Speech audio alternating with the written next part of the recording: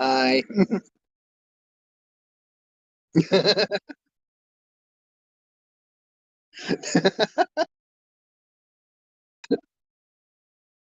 oh shoot.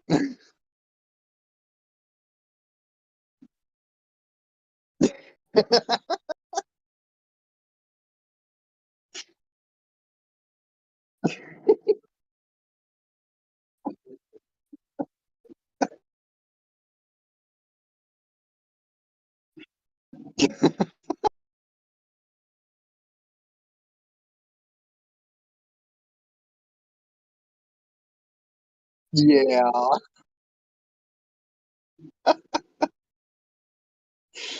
Oh shoot.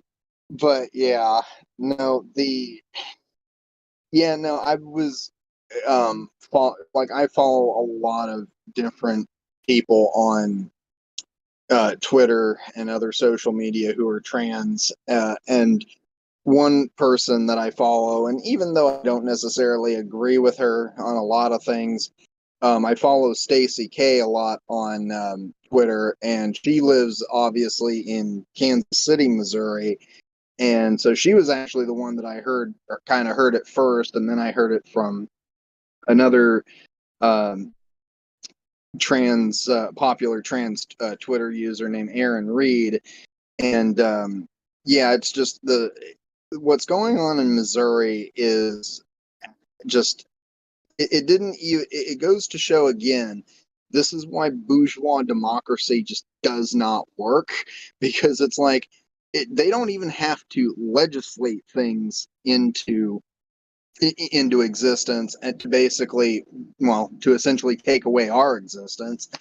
That all they have to do is have some, asshole who's essentially the top lawyer in that state to just sign something off, and all of a sudden, yeah, it's they make it legal. So yeah, it goes to show just that bourgeois democracy exists with, not with nominal democratic powers, but at the end it's just basically nothing more than a dictatorship, because if not even the top executive in the state is the one, if the top executive in the state isn't even the one that can make the final decision or sign something off, and it's devolved to some schlub lawyer, then yeah, there is no fucking democracy. This right here is it should be proof to all the liberals and all these people that think that somehow the bourgeois democracy works.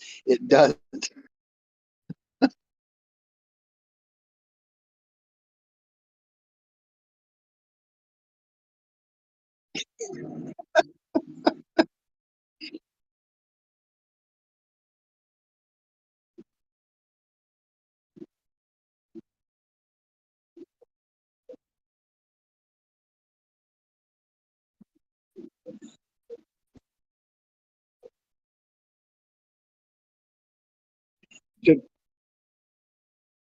Yeah,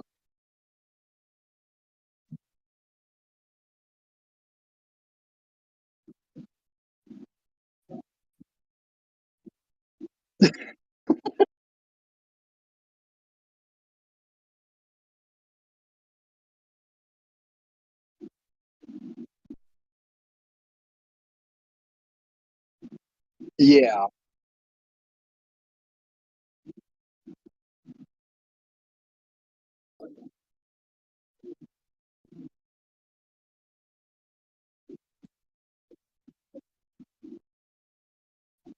Yeah.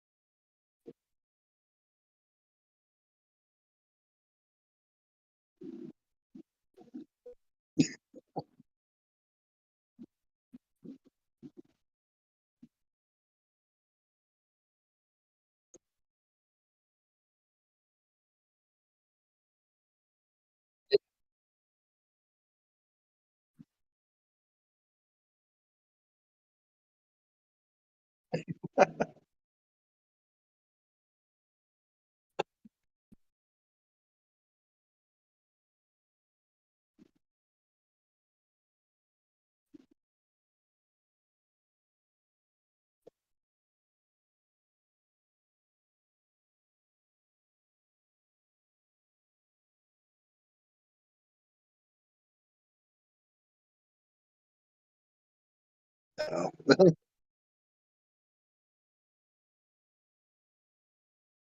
Okay, I can now it hear you should just be fine. working. Okay, so I've just explained loads of stuff and no one's heard it. Okay, an attorney general is it's a type of legislative body essentially that mimics the behaviors of a lawyer, a judge, and a legislator, and they put in bills essentially that otherwise would have to go through a 2-year deadlock period and be argued about in a Senate. In this situation, there is, unless the Senate draw it up to have an argument about it, then the whole situation will just be fucking passed through, no questions asked. The Senate are the only people that can stop an attorney general. The House can't do shit, and so in this environment, it creates a situation where these things escalate. And what we see with the trans situation is that they have created a crisis environment where in which the where in which they have riled up this amount of support, where I would argue probably more than half of the people that support a lot of these shit, like I mean actual normal like working and middle class people, they probably Yeah. don't hate trans people. They probably just think we're coming for the children, because that's one of their main arguments is, oh, we're coming to feed your kids hormones or something, even though like you can't start hormones until you're 16 if you're in a state that actually gives a shit, 18 if you're in a state that doesn't. Yeah. Yeah. Basically, you nailed it pretty good. An attorney general, yeah, um, they're not they're not a part of the legislature, any sort of legislature, but they are, yeah, basically like the top lawyer kind of in each state, and and basically, yeah, they play like like this role of, because at the end of the day, they're still a politician. They're, that's basically their thing. They're just a politician who, went through law school, but then, couldn't essentially make it, in the profession. So they decided, okay, I'm just going to go into politics. And perfect example of a good example of that is that the current U.S. Vice President Kamala Harris was actually the former Attorney General for the state of California, Whom was also the and attorney so general that pushed through California's controversial prison yep. work act that basically stopped So any forms of payment to prisoners inside prisoners or anything like that, and worked them exactly like slaves, because the 13th and a half amendment says that we can work people like slaves, guys. Like, the yeah, whole point of so the 13th Amendment, if I'm getting the numbers right, is the end of slavery, you fucking klutz. The fact that they had to yeah, go and make a little partition on it, go, oh, well, if they're enslaved, sorry, if they're imprisoned, then we can still use them like slaves, guys. But we totally ended it. It's all over. yeah. But America, but yeah, but the world likes to claim that, oh, America ended slavery, you know, uh, in the 1863. 1860s, and it's like, no, it still exists. It just exists, it just exists as prison labor. That's what it is. I mean, it's no, there's no better example than that. Like, if you've ever seen like movies, like there was a perfect example. One of my partners and my favorite movies is is one called "Oh Brother, Where Art Thou," which starred George Clooney, and it was a it's based on Homer's The Odyssey, but it takes place in 19 early 1930s, like Mississippi or something like that. And the thing is that the whole idea, people may have heard of the idea of chain gangs in America. That actually is a real thing. It doesn't just exist back in the 18 or the 1930s. It still exists today, and largely more in the South, not surprisingly. But Yeah, um, in your stereotypical southern states, you will find that yeah, prisoners are kept in these death camp style prisons where there isn't much of a physical complex. Most of it's actually quite outdoors. Like, yeah, and so you sleep inside your building and you spend the rest of your days cracking rocks. It is like the most stereotypical shit you've ever heard about a gulag. That shit's going yeah. on down there. Like, and they will chain you together while you work, like you're building railroads as a black man in And there's 1842. and then there's these fat white men that are all walking around with big freaking shotguns, making sure that you do as you're told, or they will shoot you. And so every negative stereotype you can imagine about Americans happens down there. I mean, it happens in a lot of other parts of the country, but the South is where we get a lot of those stereotypes about Americans. And it's just, yeah. And but like I said, it's no different, in a lot of other places, like in California, for example. They have the same thing. The difference is that they're just having, a bunch of guys, like picking up trash or other things like that. So they make it more environmental than, Well, it's environmental slavery. that's some of what they do. They still do the normal shit like making Zippo lighters and other stuff like that. Well, probably not so much Zippos specifically, because I can read the bottom of mine. It's made in Bradford. And anyone who knows Bradford, Pennsylvania will know there's a fucking prison there. Like, anyone with like 2 cents of knowledge. Sorry, There Philadelphia. is also Um, they also make a lot of license plates. So pretty much any vehicle on the road in any part of the United States, I was probably made by some, poor asshole that is locked away for like 35 years to life in prison. So yeah. I'm when we get into slavery as well, you also have the company stores as well. A lot of people forget about those. And Yeah, yes, there were white people that did fall victim to this kind of situation, but they didn't typically get enslaved in this environment because white people, when they worked at these kind of places, they were paid enough to actually survive. Black people that yeah, worked at the company store, however, were paid enough for just under their rent. Not the whole of their rent, yeah, just under it. And then the guy who yeah, was literally providing them their house on the same, like on this massive plot of property, you have the workplace, you have the store you buy your food, and the houses you live in, all in the same area. And it all belongs to the same yeah, guy. That guy who owns that stuff, the guy who is choosing to pay you less, will then turn around to you and go, "Oh, well, you know what? How about this?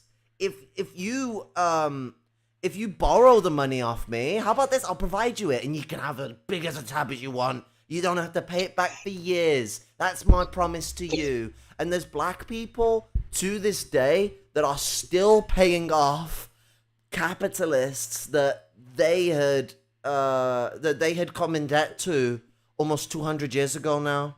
Well, sorry, yeah, 150 years ago, late end of the 1800s. The 18 number to the yeah. 20 number gets me confused.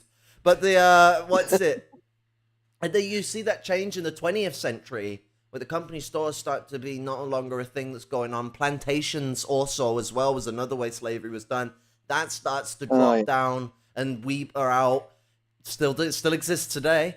Plantations still exist today, just not normally legal. So a lot of enslavement of people in the lumpen proletariat by bourgeoisie, whom are in a more lumpen position themselves, like big drug lords, etc. They will use slaves to grow their drugs on their plantations, to harvest their drugs on their plantations and distribute it. Capitalists big bourgeoisie, like, and even a lot of petty bourgeois types as well, will basically like steal illegal immigrants and hold them hostage on their own home with threats of ICE to then use them as either to use them as outright slaves. And the you then also have uh the conversations we've been having around prison labor as well. Like slavery is still an intrinsic part of the American, of elements of the American economy, whether that be the uses of prison labor in production, whether that be the illegal market and its uses of slavery, or whether that be just the way that the capitalists get a lot of their livelihood as refined as they bloody well want, even though they can all afford the poshest sounding butler that has one of those weird American rhotic English accents. It's all chipper and Americans still Yeah, think that's how British people talk. No, that's how Americans used to talk. It's called a cross-Atlantic like dialect now, but like it yeah. actually comes from the American settlers who were like weird sounding posh Englishmen. Not the extra, not the later colonists. I mean the early colonists. The early colonists were, for the most part, either upper peasants or mercantilists and Yeah, generals in the British military. yeah. Doubling back on that thing about about how with the slavery in that continues to exist within the United States, you see this, like you mentioned the thing about the immigrants and stuff like that. This is specific, very intrinsic to. I mean, there's immigrants all throughout the United States. I mean, this country was literally founded by immigrants. But the thing is that when it comes to specifically immigrants from Mexico and Latin America, um, they are put into a lot of these really, awkward, terrible situations. And we hear a lot about the mistreatment of a lot of these immigrants in Arizona, Texas, even New Mexico. We don't really hear a lot about it from California, and that's because California again is very methodical in how they do it. As you said, that they're very they standardize it in the sense where they pay them, but just they only pay them like a dollar or two per day, basically. Like they're Yeah, barely even paying these guys. it's like Yeah, they're barely even. Slavic people here, they get paid underwage for illegal work rather than enslavement, but it's slavery nonetheless. Yeah, and we are, and the thing is that they are largely agricultural workers in California. They're the ones that when people talk about California avocados for as a primary example, mo- pretty much about 99% of those avocados were picked by some farm worker who's basically working off of just a few dollars a day. In a state And as expensive as California, we must add. it's horrible. And yeah, a lot of these people, they live on essentially the farmer's land pretty much. So again, that's getting awful damn close to the whole plantation. That's the plantation thing we're talking about. And it's not just obviously. And so when you also go into it, 1/3 of California's economy is also based in its agriculture. That agriculture makes up 1/4 of the food supply Just like for the Arizona, United States. most of those workers are brown and black. Mm-hmm. Arizona And is most of especially well known and for this, but California is not.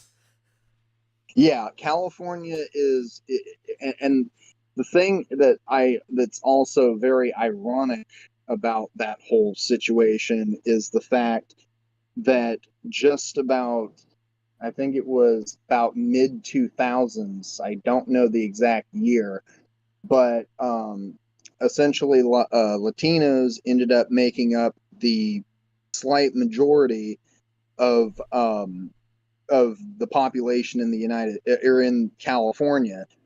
where basically it was 40%, like 40% Latino and 39% white. So what we would call the minority majority.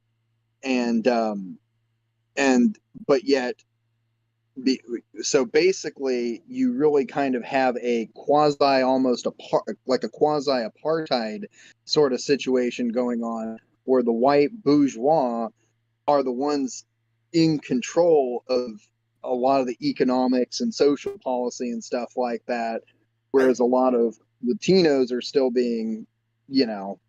I would point out that it's actually a modern misconception from liberalism that minority and majority in the terms of like black people means like population size. It's specifically talking about political power and representation within society. And so yeah, I do like the majority minority term. It's kind of rolls off the tongue quite well, but it's technically inaccurate because like they're just still the minority, the Latinos would be. And Latinos a Yeah, complicated one as well because everyone just lumps them all together and it's like, but white Latino people call themselves Latino too. Like right. and will even also call themselves Hispanic, so you can't use Hispanolia as a separate one either. And so like it's Yeah, really hard to like treat the situation where you're taking into consideration brown Latinos, but also understanding the existence of white Latinos. But they change their opinion in statistics. And in one like this, they yeah, would likely identify as white. If it's one where it allows them to get more power basis off being white, they'll identify as white. If they can gain more from yeah, identifying with their Latino brothers and sisters, they'll do that. And that's because these more Castilian Latino people of that sort of heritage, they like right. to racially separate themselves still from brown Latino people. It's especially a problem in the countries in South America and Central America that still have very large native populations. Um, Yeah, yeah. California has like the bulk of our uh, the majority of a lot of the Latinas in California are, and for not just for geographical reasons, but for a lot of different things. The majority of Latinos in California are obviously Mexican, and there are, I think, the next largest group after that are like Salvadoranian people and then Honduran people, I there believe. is a Guatemalan Um, population as well, I do believe. there's also a large Guatemalan population. That one's usually, I think, a little bit further down in down towards like Central and Southern California. Um, Oh yeah, I was I thinking of actually, California in general, not just North California. My bad. well, I know, but I'm just kind of thinking about that. Um, Me personally, I grew up with like I would say most of my friend base was uh, like Mexican American, but I one of my friends that I've had for like the last 7 years, he actually lives down in the city of Fresno. And anybody if nobody knows about Fresno, don't go there. It's a shithole. Um, and it's uh, anyway, my buddy lives there, and he's actually I believe Salvadoranian or Honduran. He's definitely not Mexican. I'd have to go. I'd have to ask him again what he is, but I'm pretty sure he's like Honduran. But I did have a friend growing up who is also whose family was from El Salvador, and then but the bulk of my family or the bulk of my friends group was Mexican American, and yeah, it was so growing up. I know it sounds like a liberal cliche term, but I didn't really see color growing up because because like my first crush was this Mexican girl who was actually a few years older than me. Um, she Cute. was actually kind of my babysitter when so yeah, I had a little bit of a crush on her. Um, but yeah, she and then it's like one of my first friends in school when I went to school was this was this Mexican American kid whose grandmother was actually from the Oaxaca region of Mexico. And I've been to a lot of these friends' houses before. I would, stay and have dinner with them. And some of these people I've even remained really close with, even over the years, and essentially they've become like family. And so for me, it's like, when I see all the racism and all the oppression that exists under capitalism, especially under American capitalism, that's directed towards these minority groups, you know, it's one of those things where to me, I take that a little more personally because of the fact that so many of these people are like my family, and and Don't mess with a so trans woman's found family, you will find hell. but it's yeah and it's and it's yeah I just absolutely adore a lot of these people that I grew up with. um and yeah it just absolutely saddens me when I see all this oppression. And to be quite honest, I think a lot of it kind of plays into, I think, ended up kind of laying like the fine pebbles of the road that led me towards Marxism Leninism. I mean, there was also some influences along the way, Jason Unruh. But anyway, um, but I ended up, but but a lot of those experiences and just seeing that oppression, obviously not firsthand, but secondhand, was kind of when I started, kind of led me finally to a point about 10 years ago where I'm like, wow, yeah, no, this system sucks, and I don't want to have any, I don't want to play, any part in, continuing to, make things worse for people. So that at that point, I was just kind of like, okay, yeah, no, I'm I see it now.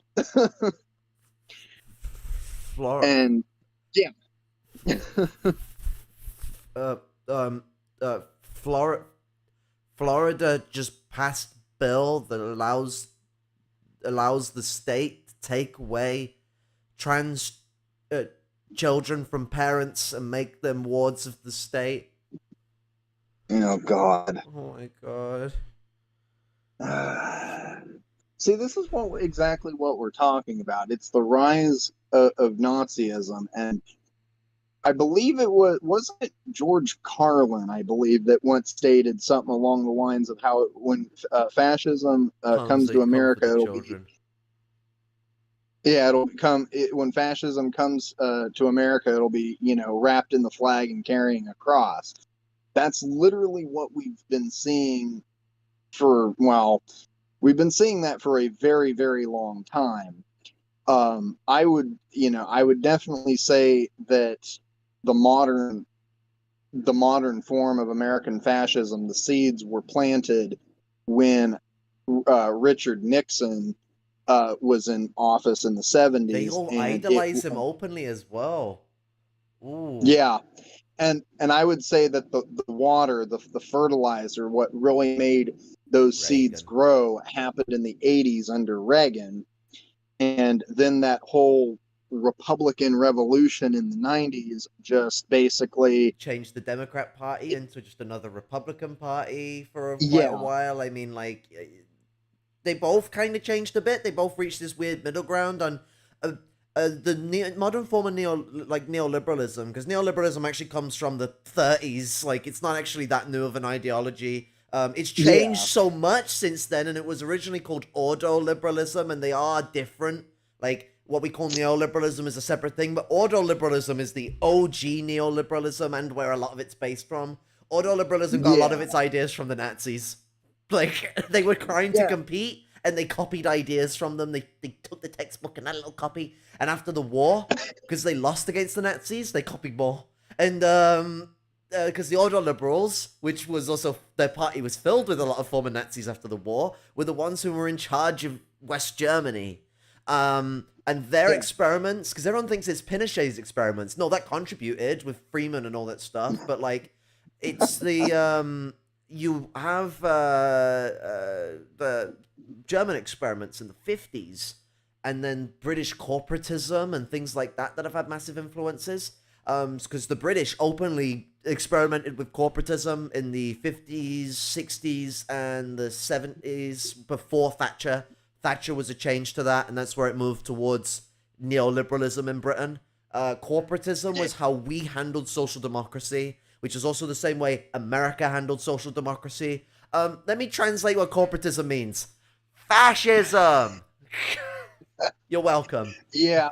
No, like, and Yeah. so And the situation you then have with neoliberalism is that the neoliberal like project constantly kept integrating elements of fascism within liberalism, and so it's not fascism, it is liberalism, but it's like broken, it's not working properly. And what's it the yeah. and so it's always been faltering ever since it came around. Like, I mean, Nixon came out on crises with economic crashes that were much bigger than the former New Deal presidents. The New Deal presidents, while there were still economic crashes, had greater stability within capital. The Yeah. situation with Nixon is capital got unstable because of the rise of neoliberalism within that era. Yes, Nixon was what is massively inspirational to fascism, but this is where you see the massive connection within these types of groups. So was Reagan, and Reagan and Nixon were the guys that created neoliberalism in America, and Milton Yeah. what's his cunt Friedman. Oh yeah. What's it?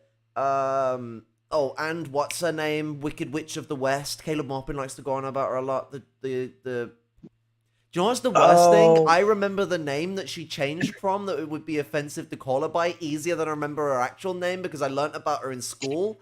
And like, the name, it's stuck with me just because it's got like a really nice sound to it. Like, I really like the way the last name sounds. What's it? My mom's last name has actually got a Jewish derivative that's pretty cool as well. I'm not gonna say it, docs moment, but like, pretty cool. Um, I'm not Jewish, by the way. It's just, it's a common name. It's a colloquial name. It's like one of the most common names in the world. I probably wouldn't dox myself by saying it, but I'm gonna be careful. I've narrowed it down to somewhere in the like top 1,000s though, so good luck. But the what's it? But yeah, with that period, you then see this decline occur at the end of the 80s. Before Reagan and all that era is even over, you see this decline going on as the Bush period begins. And then you see America lash out. 87, lash out. 89, lash out. 92, lash out. 94, lash out. 95, lash out. 97, lash out. 99. These are all different conflicts that like are going on within these wars that we're like because we're not in them, guys. We're not in a war, guys, totally. And so you have all these separate events going on. We weren't in a war in Yugoslavia. We kept dipping our fingers in and messing up a war that we started in Yugoslavia, but didn't bother properly committing to going in. And the British deployed tanks. We weren't in the war, but we deployed tanks. And we haven't technically been at war with Afghanistan. Like, that's the fuck thing about this whole situation we've seen with neoliberalism. But what we've seen with neoliberalism is it took a step back from some of its shit to try and, like, at least ideologically, it failed in this. The guy who actually come up with this idea criticized Blair as injecting too much neoliberalism in what I'm going to talk about. But there's this idea in 1986, I think it was, that was developed by a Labour lord. Yes, we still have those, America. You can keep laughing at us. Fuck you. But it's called Anthony Giddens, or Tony, if you want to be funny. And Anthony Giddens, he come up with this idea called the Third Way. Don't worry about what that sounds like. Don't worry, guys. It's totally not the third position, we promise. Totally not a Hitler fan. It's funny because Tony Blair also did the I'm a special kind of socialist. Not like He said economic socialists instead of Marxist socialists. But like, we're not just economic. What the fuck do you mean? Like politics is summed It's up like in an you either are economic a socialist platform, or you're sure. not. Like economics is the affair of politics. That is a Marxist position, but not everything is about economics. Nature exists, you fucking douchebag.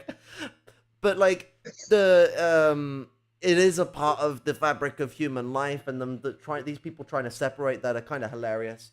But like, yeah, Yeah, Tony Giddens is like, oh, we need to mix up British corporatism from the 60s, social democracy, and neoliberalism to make this weird, more conservative form of social democracy. And you Tony know, it's Blair, so well in Tony Blair, Mexico. Gerhard, uh, um, is it Schroeder? Yeah, Gerhard Schroeder, Tony Blair, Joe Biden, Bill Clinton, and I think that French geezer Macron and that Uh, Trudeau cunt. These people very yeah, quickly hopped on to the third way. It's this new hip thing for neoliberalism, and it's supposed to be more social democratic. In like the last, if you've noticed though, with Biden in the last like 4 years, he has started pushing more of the social democratic positions than he would in the 2000s. That is capitalism shitting itself and them trying to poorly form the moderate wing of fascism. And like, they are not yeah, doing a good job. Oh my god. Just tell, if you want to do your moderate wing of fascism, you need to tell Joe Manson to fuck off. He's like the biggest neoliberal in the party and just keeps fucking up every attempt you do to make concessions. If you want to make yeah, concessions, it's a corporation. They can literally kick him out the party. They literally just kick him out the party. yeah, Just do it. Just kick him out. Who yeah, gives a fuck? He can be an independent. Like, he won't lose yeah. his Him and position in power. He just will lose his vote against shit the Democrats do. yeah, him and Kristen Cinema. Oh my God. Because at the end But of the day, the Democrats don't have to appeal to him if he's an independent. He can just be crushed under the waves of being a third party and never have to be listened to yeah, again. And so he loses that like leeway he has as a very rich Democrat. Just fuck him off or actively make threats. Like, you guys have, like, he's one bourgeois guy and you guys have lots of bourgeois guys. Use the lots of bourgeois guys whom have agreed the moderate wing of fascism might be a good idea right now, which, depending on which state of America you're in, these options would actually fit well with the people. If you're in other states in America, however, they very much want the militant wing of fascism, as we will get into further with like what's going on in a lot of these states. Because the reason why like Missouri can push an act like this is because they have scared people into believing that we are some sort of threat against the livelihood of American families. right. I mean, hell, nothing is more than a perfect example of what's going on right now with Zoe Zephyr in Montana, who is basically being attacked by the Montana Freedom Caucus. I call them the Montana Fascist Caucus because they're quite literally a group of Republicans who are mad that she basically called them out on these anti-trans laws, saying that they're going to end up killing trans people, and because she called them out, they they basically ended up putting out an actual statement, which was printed by these are legislators that put out an actual statement where they misgendered her, and they were and then were basically saying that um, that she was making threatening remarks, and that and they were calling for essentially her to be censored from the legislature, which in I don't know if everybody's terminology in politics is the same, but essentially in the United States, that uh, essentially means that they want to kick her out of the Montana state legislature. And that right there is a perfect example of just how petty that these fascists will, are and what they will resort to. And, where it's just like if they don't like, something, or they don't like somebody, it doesn't even matter, about the whole democratic process. They're just going to basically kick you out and then vote in whatever they want anyway. This is like textbook, like what the Nazi Party did, when they got into power. So, yeah.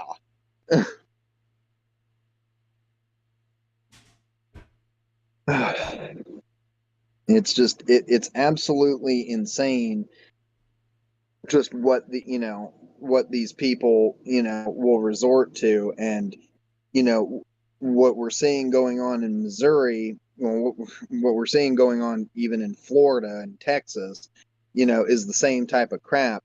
But in Missouri, they're not any much better.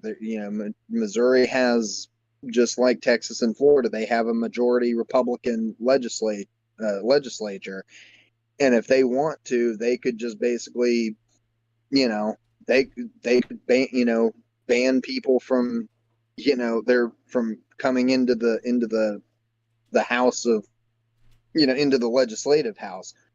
Florida's already tried to do that by trying to ban the Democratic Party. Yeah. So, yeah, it's not like, it's really not, yeah, just the whole thing that's going on with all of that is just absolutely insane. So, yeah, and so net, but yeah, it's gotten to the point where they're not even hiding it anymore. They are resorting to attacking trans people who call them out on their BS, because it's the very it's just the same shit over and over. The oppressor always ends up playing the victim whenever the oppressed actually stand up and and start fighting back. And this is Then where all of a you sudden, you can see pacifism at first, but then it eventually turns into militantism when pacifism does not lull those people to stop fighting. And that's the main argument of right, the Republicans. Well, we've given them no concessions. Why is it still You're trying to wipe yeah, away our Christian country. You're not a Christian country. Get it in your yeah. heads. We're a Christian country, and we're less fucking religiously moronic than y'all. It's yeah, it just the level of yeah, the level of insanity that these people preach is off the charts. They have just gotten to the point where they don't even hide it anymore. They will, yeah. uh the Yeah. Someone thought I mentioned Blair White when I was talking about Tony Blair. It's like Oh fuck, God. like that's a hit on Tony Blair, that Blair White has become more popular than him. That when I say Blair, people don't go what they normally think, which is genocidal looking frog fucker. To what's it? To trans person that wants to kill trans people for some reason. No one knows why. Like, that's the only way I can Yeah. put it. She can't lie any other way. She's gonna literally, like, it's the same as Caitlyn Jenner. You're gonna literally go on and, like, turn around and try and fight against the accessibility to the right bathroom, the ability to properly identify, have the workspace be inviting and utilize the correct names, the correct pronouns. If you're gonna stand against all of that shit, you can't tell me you're like, oh, but I'm a trans person, so you can't say I'm against trans people. Fuck off. Like, literally look It's at, like, like, yes, all of I the can. fucking, I mean, like, the chattel slave dynamic that was the origins of whiteness. That dynamic also affected black people. Black house slaves also had the interests that white house slaves had, to betray chattel slaves and not help them in struggles. And that's why there's been like the massive spike between what was known after the changes to aristocratize house slaves known as indentured Yeah. servitude. And so the indentured servants would always be above the chattel in this way where it would get better guarantees, better access to uh, as luxurious as being a slave can be, let's be real, it's not fucking great. But like they have more than Yeah. like living in a fucking barn in the mud and having to work on the fields for so many hours a day. You don't even know if it's been more than a day, or other than the fact that the sun has not set completely yet. But you've been out there since before it fucking rose, and you're gonna be out there long after it sets. Like that kind of environment. They're not in that one. So that's a sense of Yeah. like privilege, if you want to call it that. We're really scraping at the bottom of the barrel here. But but no, they had privileges that was more than that. They got to dine. Typically, they got to dine of the same foods or similar foods that their masters would dine off. They got to sleep in a bed. They got to dress in proper clothes because they had to look fine for all the other people around to see them. And then so there's this, and this was something the British specifically tested out to break slave rebellions, because house slaves and chattel slaves before this development would unite in rebellion and would struggle together and did not see each other as opposing forces in any way. And by Yeah. creating this aristocracy amongst slaves, something the Nazis did in death camps, they created this environment where they wouldn't want to betray him. And an indentured servant, unlike a house slave, had a limited time in chains, i.e., they got to be released. And so they would not want to lose the chance of being released to die by the sword of trying to help their own brothers and sisters. And that's because of the way bourgeois ideology works. Whiteness very quickly caught on with the bourgeoisie back in the UK, and that's why it is now a core part of European capitalism. It's not why it's a part of other forms of well, actually, it could be because of our influences on them, but they also have their own cultural influences as well. Both China and Japan also have their own formulation of whiteness that has a lot of Right. correlations and direct influences from British colonialism and American colonialism in that region, respectively, but also has its own influences, like the Chinese culture around skin bleaching, for example. Yeah. There's like, and I know a little more about Chinese whiteness than I do about Japanese whiteness. Mm. But yeah, with European whiteness, I can directly tell you without like being in a blur of knowledge, because I don't know enough to tell you the full connections as to the British influences on Chinese whiteness, because I'm still researching these things. But I can tell you 100% that British whiteness and European whiteness, for that matter of fact, comes from the experimentations of the British inside the Caribbean with trying to break slave rebellion and revolution. Yeah. Yeah. And it's just with the way that they're treating trans people, in this country. This is why I keep telling trans people, the situation at this point has gotten so bad that it's like, the situation that like, for instance, the situation that happened in Nashville has made so many people, it's increased the level of trans hatred and the the the ostracization of trans people. It is, it's why they're pushing so many of these anti-trans laws, but it also, in the same aspect, is why they're trying to push more gun bans and stuff in the United States. And what gets me is these trans liberals who are buying into that whole thing of, oh, we need to disarm as to not make ourselves look like we're the violent types. They're not No, attacking us because we're violence. violent. They're attacking us because they think we're vermin. Exactly. And that's why I'm saying we need to, that the issue is not to run away and hand over our weapons. That's what they want. They, I mean, they're literally so, calling for it in the Republican news. It's like, oh, we need to respond to them. Oh, they've been calling for genocide of us for ages. Oh, and they told us we should hand their weapons into them. Great idea. Doesn't sound anything yeah, like what the Nazis did with the fucking right. Roma, Jewish people, disabled people, mentally ill To the people. Some of communists. America already does with mentally ill people and fucking people of color in general as well, because they're not treated as suspicious when they want to buy a firearm. But white people can buy 5 machine guns and it's a-okay, don't worry about it.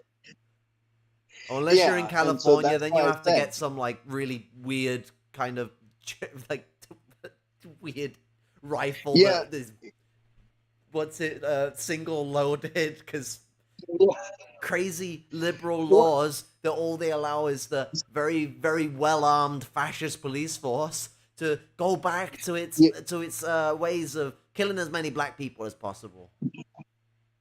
yeah, all while saying it's like, oh yeah, you got all while you got people like Gavin Newsom saying, oh yeah, we're totally going to be a sanctuary state. We'll totally protect all the trans people, and but at the same time, we want you to give up all your guns. See, here's the a thing though, or the state of Oregon in just recently in November, they tried to was it no, it might have been a little bit earlier than that, but basically they tried to do the kind of a similar thing with Measure 114, which was essentially to um, create, I believe it was like an automatic weapons ban or something like that. And see, the differences between California liberals and Oregon liberals is that Oregon liberals still sort of kind of like their guns too.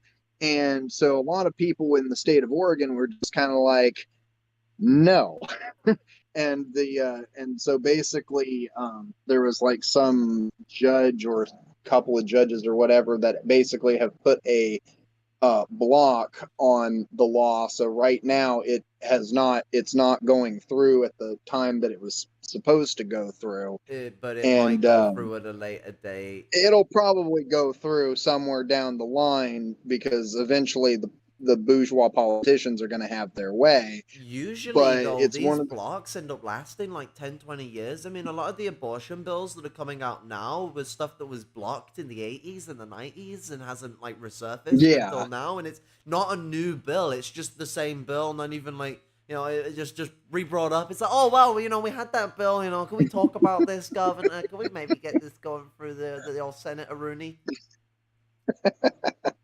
Yeah, and and it's and just they're also they're refusing to push these laws through the federal government. Everything is being done on the state level. This is an yeah, abuse of the way in which America works, because America is not one nation. It's like it's not even 50, it's more than that. Like there's a lot of like yeah. different nations crammed into America. It's kind of a very It, complicated mess. But it is a the way, country, yeah, but it's split into 50 states, and those states are all kind of yeah, separate countries. And so, like, and I mean, states like California, Texas, even Arizona's probably big enough as well to be like kind of just two states slapped eh, together. Like, yeah. fucking Florida's a dick-shaped state. I just wanted to say that for no reason. But to be fair, Washington's a fucking huge state as well. Actually, no. Oregon and Washington each only have about. Washington actually only has a population, I think, of about four and a I half mean, million. the And, geographically. oh yeah. I mean, if you take in, so we, so up here in the Pacific Northwest, it's also referred to as Cascadia because of the bioregion, It's and a because beautiful it's name. very much a temperate forest and stuff. And in a lot of ways, the way that the climate, the bioregion, the just everything that goes on up here, it's relatively similar to that you would probably get over in like northern England and Scotland in a lot of ways. Um, so it's kind of so yeah, our weather patterns and everything are quite similar, and there's a lot of anyway. I could go on about that, but Cascadia is the whole Cascadian region of Oregon and Washington has a combined population of about 10 million people. That's so And small. yeah, yeah, no, That's so that's it. And adorable. Like it's like a sixth of the British population. And yeah, it's like 20 times this. Well, it's not that big, but it's like it's so huge compared to the UK. Like what the fuck? the fact that 4 times as many people live in California than they do in Oregon and Washington combined. That's hilarious because and once it's kind of weird though because like Washington is not like the kind of place where you tend to hear like people ranting about birth rates and shit, but like maybe this is like the place the fascists will be doing it because they do it in like places where there's like loads of white people. It's like what the fuck you on about? Like you'll get these like white people trying to make an excuse. You'd think they would like pick the low population places to go, look what the, I don't know, what minority group are they going to blame it on? Pick your minority group. Doop, doop, doop, doop, doop, doop, doop, doop. Black Jewish people have like obliterated the developments of white people. There's not enough of them here. Well, your audio's gone.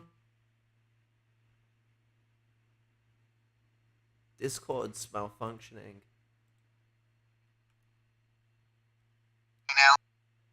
Kind of.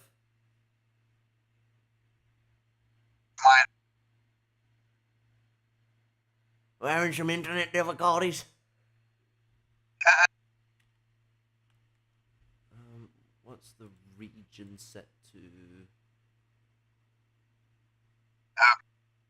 Oh, it doesn't have an option like that. You're audible, but your mic sounds like a fucking potato. Try leaving and rejoining the call. It might refresh it because the bitrate things on Discord's a bit. Nah. I'll refresh my video chat as well.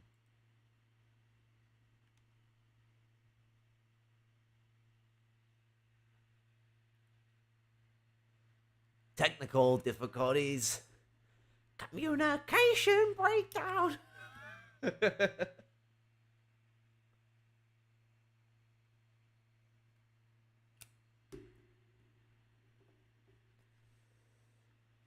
Fascism is on the rise, Cornethius. That's why it's going this way. Things are becoming much more open book. They're not so willing to hide anymore like they were in the 2010s. They've waited for more and more policies to go through that actually do help trans people. They've allowed the liberals to push those things through because it gives a demonization point. Look how far it's going. Look at where they're taking it. They're going to destroy the youth. Ah! Holy fuck. It's people like this that make life so much hell. Do you know how much fucking less depressive my life would be if I could have been on puberty blockers and then just went on an estrogen transition? Like, boom. No, none of the mask developments, just straight the way I want to go. That would have saved me so much distress in my life, and I probably also wouldn't be so filled with so much internal transphobia that tells me to hate myself for what I am. Yeah. I still have it Alright, because society intrinsically tells us to hate ourselves for who we are. But the longer you take to really get into a point where you're actually transitioning, the more that ends up being ingrained in you because you, for one point in your life, would have been to at least some degree, at least trans skeptic or transphobic. And like, we get into the point where skepticality leads to phobia. By skepticality, I mean like you're just ignorant. You don't know. You don't know, and you make say yeah. stupid shit because you don't know. Because some people do that, and they say transphobic shit.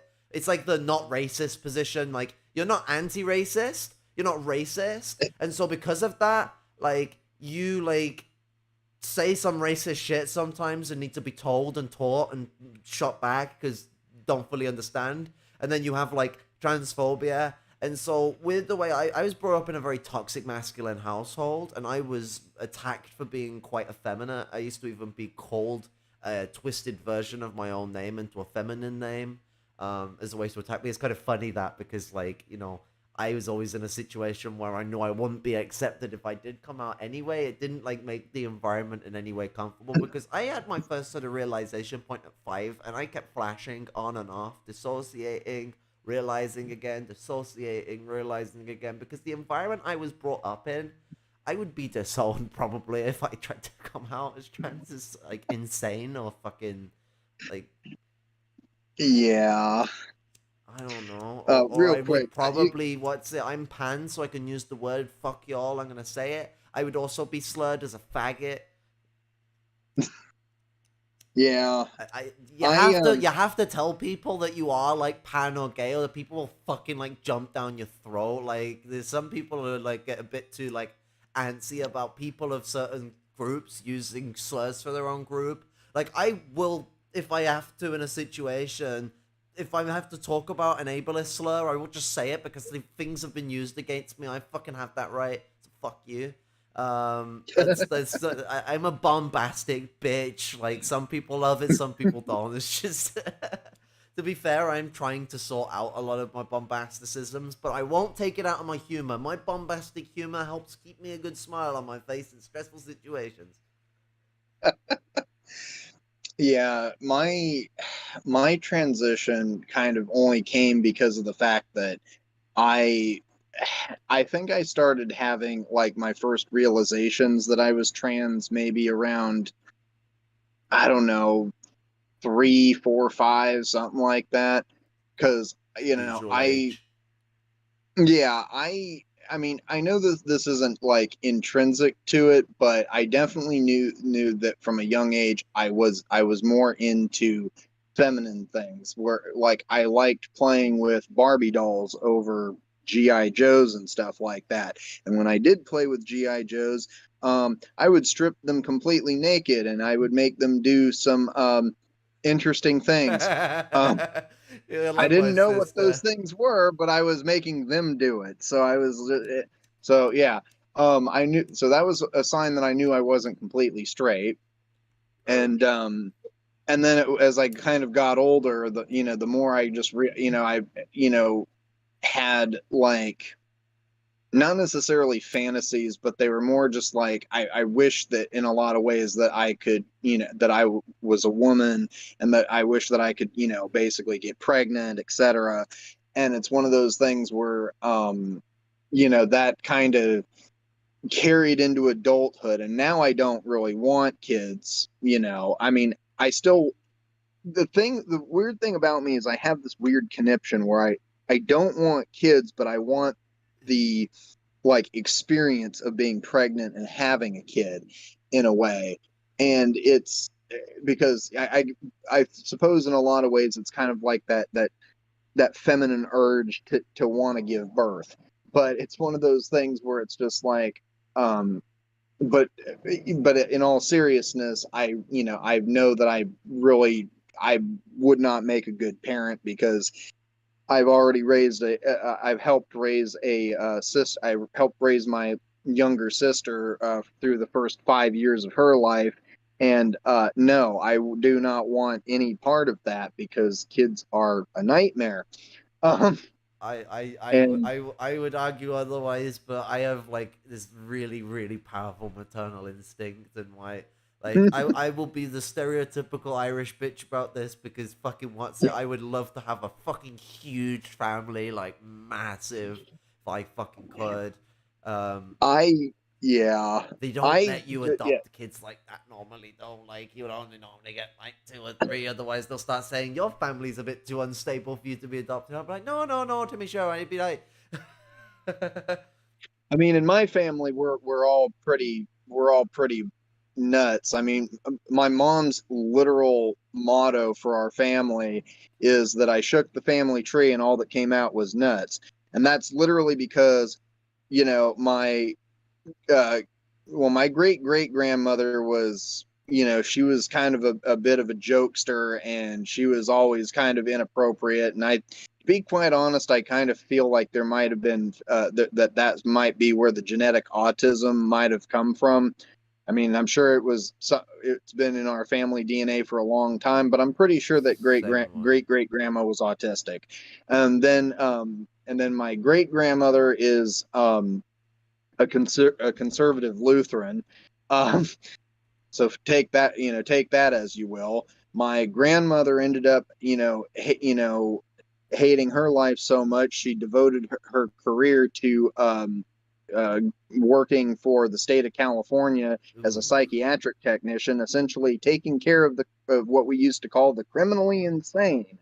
And yeah, and then my mom was on drugs for 30 years because she hated life so much. And then when she finally got sober, she started counseling, other people who were drug addicts. And then Uh-huh. she eventually got to the point after 7 years of doing that she hated that so much that now she's going into cybersecurity. And then there's me, who's just, who rants and raves about, Wankers. random shit on the internet. Um, I mean, these and people deserve to be ranted and raved about, so. yeah, I mean, it's just, it's in my, and, I, but yeah, going don't back to my whole, I wouldn't belittle the sense of it all, because I mean, like, the internet part of it is sort of, it's low shit. It's not activism. It's just putting out information. But your yeah, engagements with these situations, by trying to lay out a Marxist purview, it can attract people to start thinking a little more from a different perspective, and that's the yeah, important mannerism of it all that I look towards. yeah, I've had some and, people from some random places. Like, there's people that have like found this channel somehow on recommendations.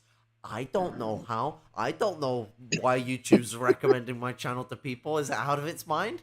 But the what's it? Also, something funny I noticed in the chat when I was talking about like wanting a massive family. Someone posted Lumpen Chad wife. um, I would say with Irish families, the reason why that like a lot of large families occurred was because of the constant famine that was caused by British like imperialism and colonialism and yeah, genocide.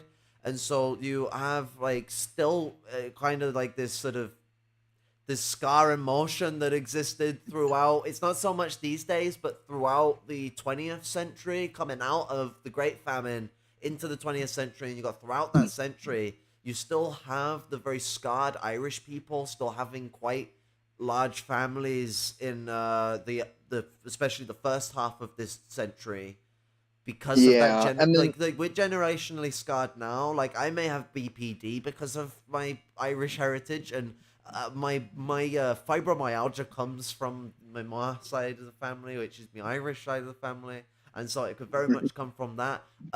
Fibromyalgia can be it can be activated in people that don't have the genetic heritage of it. But if you have the genetic heritage of it, you could get in a situation where, let's say, if your first memory happened to be one of the most traumatic memory a kid could ever have, it would just start the condition off. It won't be like most people where they have to go through so much stress. Like, that's just yeah, tipping the ball off the pot, because it's a dormant condition because of its genetic factor in my family. My and what's it? At that point, it then started this domino effect. I also got PTSD from pretty much my first memory because of this. Because my first memory was my mom being kicked out. That's a great thing to have as your first memory, and definitely something you don't yeah, want to fucking relive for most of your childhood, because it's ingrained into your mind. And I could still reiterate every moment of that day to you right now. yeah, just Well, every moment from the point that the kicking out started. I don't remember the whole day. I just like, how PTSD works. I remember the traumatic memory and its interactions. I remember it being kicked out into the porch, and I remember while my brother was sat on the stairs playing with his new Game Boy, that I was crying by the door, um, you know, crying for my mom, like, um, what's it, uh, you know, my old man shouting at her to fuck off, and like, he yeah, eventually leaves. And that shit lived with me for a very long time in my life. It's a pretty fucked situation. Fun times. Family's fucked. Like, my mom's been in and out of like being lumpen proletarian, and like sometimes proletarian like full on with a proper full on job, or sometimes semi proletarian where it's like she's still being having to support it by a situation where they're like not fully ingrained within labor. They're half in the lumpen proletariat, half in the active proletariat. Um, that state of disenfranchisement has had a heavy effect on my mom, and um, she's not been in the best of situations because of it. And she also gets herself into awful situations herself because fucking what's it? Yeah. She's an interesting person. I'll put it like that. But the what's it? My old man is a metal fabricator and welder. He is Oh yeah. a he's now a foreman. He is ascended to a labor aristocratic position, in which he's not paid that much for it. Funnily enough, like he's paid more than he was before, but not paid as much as you would expect for someone of the leading position within the floor workers. That's managed that, like, basically the second to the gaffer. Um, the what's it but nonetheless, um the he's a terrifying motherfucker. I mean, he's a lot smaller now. He's like, his muscles are not as big as they used to be. Like, fucking when we were as a kid, Yeah. his muscles used to be like the size of a human head. But there's actually a picture of him on like on a ride with my brother, like next to him, and his like arm is literally fucking bigger than my brother's huge melon head. But the he like since for like the last like 10 years, he's kind of looked like working class Walter White, like Oh God. like he kind of looks cool with it. He didn't do it to look like Walter White. It's just the way he kind of cut himself up. Like he wanted to shave his head because he's a mouth fabricator, and he has a goatee and and like a mustache that's quite like frizzle, quite frizzy, and like so like just kind of looks like that. Now he's got like this little Yeah. mohawk thing going on, or Mohican, whichever term you want to use. I think it's both for the same thing. Um, I'm probably going to get told off that I've got that wrong now, but I'm pretty sure Mohican and Mohawks are the same thing. Just different terms from different places, or it's both from the same place. I don't know. We stole them from native people, lol. I mean, there are similar forms of this hairstyle that have cropped up elsewhere. It's not like we entirely stole them from people, but when you're specifically going for quote a mohawk end quote, uh, yeah, no, if you're like not racist and you actually like respect the native culture and have some love for it, that's fine. That's not cultural appropriation. However, you're like a lot of fucking white people where you are quite racist and you don't respect that culture. That is what you would call cultural appropriation, especially with that culture being a culture in recession, Yeah. otherwise known as genocide. It's funny when you use Yeah. words that are slightly non-direct just to then go direct because it both gives like this weighted jab where you're like, oh look, I'm being a coy cunt because these are just the official sort of like because you got like democratic language and I like taking the piss because a lot of people want you to use democratic language all the time where you speak in these ways where it doesn't really hurt or drive anyone's ears, and so it's funny to sort of destroy the fabric of those things in this pointless fashion, and it helps with my rambly way of speaking because it helps me pass my thoughts a little easier while I'm going on. Humor is literally Yeah. a crutch for me. Um, Oh God. I'll read this then, and we'll see what one first. I've got this up. I actually have the short of it from the attorney. I have the long of it, but we're not going to read that. It's 11 pages long, but I did put it in the Oh description. God. Um, Okay. I have. Oh, I accidentally closed the tab again. Lol. Don't damage your nerves. It's literally like gay and not the like progressive way.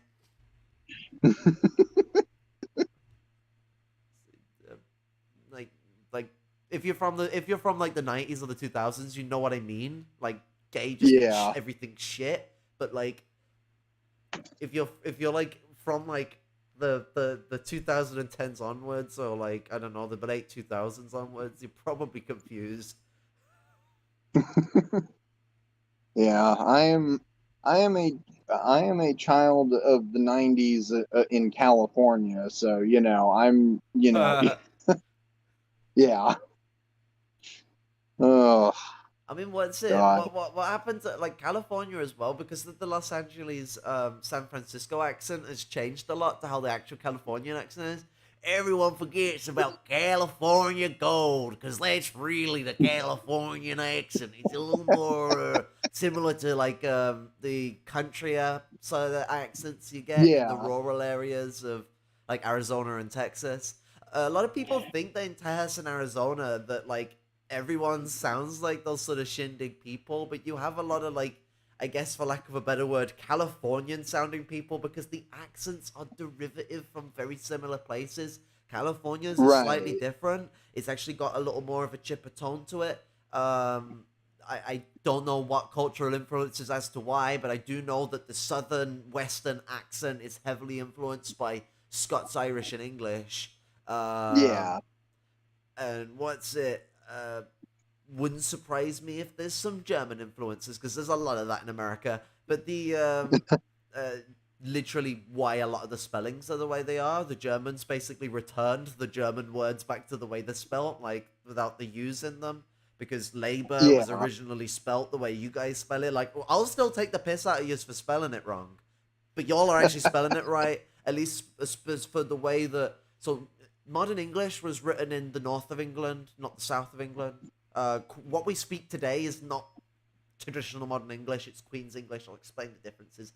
Uh, Yeah. Modern English was made in Yorkshire, and it's what's it to note about Yorkshire? Yorkshire is a place that is English in culture, but also Celtic in many ways in culture, but is Yeah. descendantly has like its hereditary descendants of that region. If you go back 1,000 years, are Celtic in many of that areas. Like a lot of the Yorkshire population are descendants of what are known as the Cumbrians. Cumbria was the region Yeah. between Mersey and the border between the old border between Scotland and England, which was Yorkshire.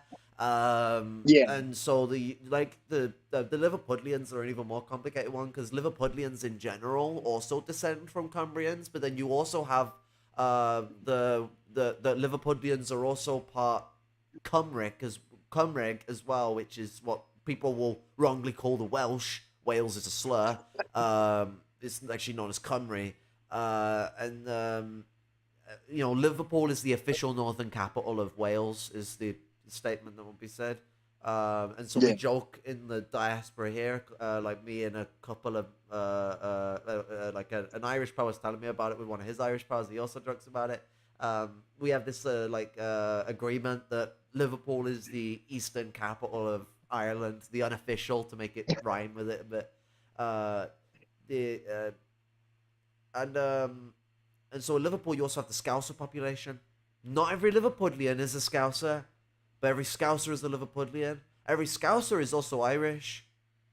Mm. The Scouser population come from the flood of Irish people during the famine and during the 20th century, Yeah.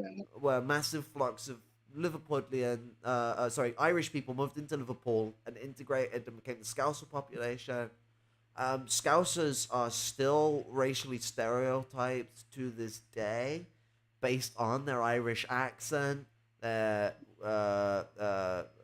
and on the quirky culture compared to like other places in the UK. Liverpool is a Celtic city; it is not an English city. So in Yeah. Yorkshire is different. Yorkshire is very English, but it does have a lot of descendancy from Celtic heritage, and a lot of that culture still exists in small little fragments. So like there's the influences that it had on English a long time ago, and trying to scratch that shit up is quite impossible. And so those things are quite hard to talk about, quite hard to find. But you can see a lot of similarities in certain elements of the developments of English in the North, because during the Norman times, the North was basically the main place English was spoken. In the South, you spoke French or Norman. Um, Yeah. the It's basically the same thing, Latin shit. And so like and it was under siege from the Normans at the time. The Normans wanted English to basically fuck off. It's where you've got beef and cow. Cow is Anglo-Saxon. Boof is French. Um, and so there was this split between these two groups. And so the North has a monopoly on the developments of English, and you see a lot of Mm, influences in the developments of English that come from Scottish, that come from the Brittonic languages. We know this by the comparisons with Cymric and Britannic and Cornish languages, where you see these crossover similarities in a lot of places in the North. Like yeah, you've got two different completely spellings for it, but you have a lu in the north and a lu in the south, and lu basically means like opening to the sea, and it exists in the English context within the north. I think it's from Brittonic Scottish up there, and you also have it in Cornish in the south, spelt completely different. Um, the and so with Yorkshire, that influence is sort of slightly there with English. You also have the Yorkshire farmers. There's still Yorkshire farmers to this day that count their sheep in Celtic, and there's still hmm, certain area, like certain locations in Yorkshire that have old Cumbrian names, and it's like the last bits of the Cumbrian language itself in its purity that still exist. Um, yeah, uh, what's it?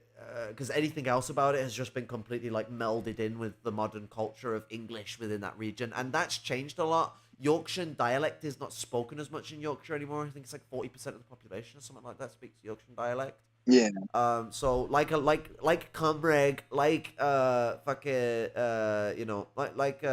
Northern Ireland and places like that, the British will constantly try the best they can, and Scotland, to strangle out any elements of language that differentiates from Queen's English or what you might know as erotic English. Um, yeah. which even though most of this country does not speak it, we still enforce it as the way to speak. Some people call it BBC English, and so what's it? The so Yorkshire dialect of modern English was very different to what we speak now, and Labour would be spelt with OR, not OUR, because it's Yeah, fucking English, not French, so it's Labour, not Labour. Same as colour, it's colour, not couleur. But the Southerners, they want to speak like the French, so it's couleur and oh, je m'étoise, oh, les boys, and yeah. I so mean, like it's the erotic English accent itself actually speaks quite like French. So instead of pronouncing all the words in quite this sort of fluent way, instead it's like you put this emphasis on the end of your sentences, and you're basically only actually putting any emphasis and accent on the last part of your word, and so it is quite like French, where French only quite properly puts any accent into the last three syllables of the word.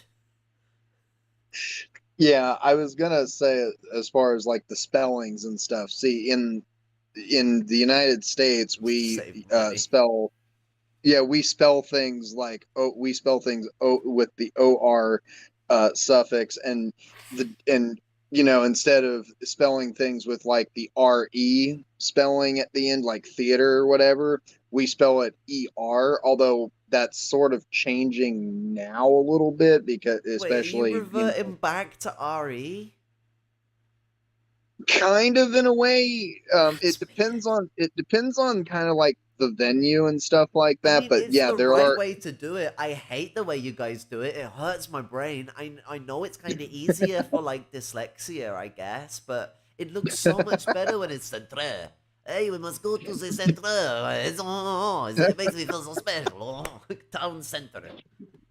Yeah, it's always fascinated me, and it's kind of funny because I've purposely like sometimes in my writing and stuff like that I will actually spell it, in with the re and stuff, like whenever I write theater, whenever it's used for something, I will usually spell it with the re, because typically for a lot of like venues,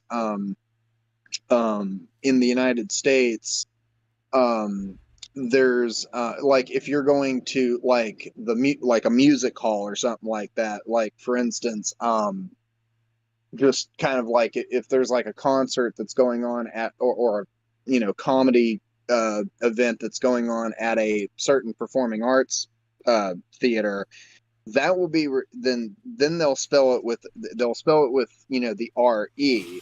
But if you're going to the if you're just going Movies. to what you guys refer to as like the cinema and stuff like that, we still refer to as a theater. So when we go to see a movie, we go you know we're going to a theater with an ER. Yeah, but like that's sort of the weird thing is that like a theater like and like is sort of a wider category, and so what we say Mm, is like a cinema is a type of theater, and you get like mhm. and because of American IMAX becoming popular here, IMAXs don't call themselves cinemas, they'll call themselves theaters. Yeah. But we will spell it properly because we're not dinguses. um at the end of the day, it is a French word on this part, but it's kind of weird that like I'll joke about it, but it is kind of weird that English people will have a go at like labor or color and all that because that I know the Americans in some ways did it to save money. However, there was an argument being made to change this, mostly by German people whom like they spell it the right way still in Germany. They still spell it the right way in Germany to this day. And so they're like, why the fuck have the English put U's in it all? Why? And so like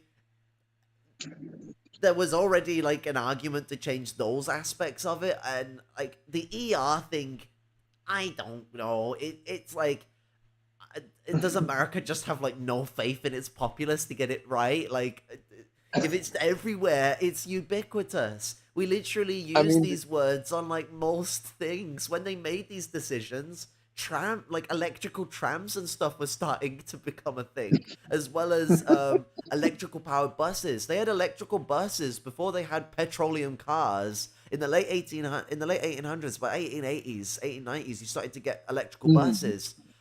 They weren't very quick. And this is also when electric powered milk trucks as well started to fucking become a thing.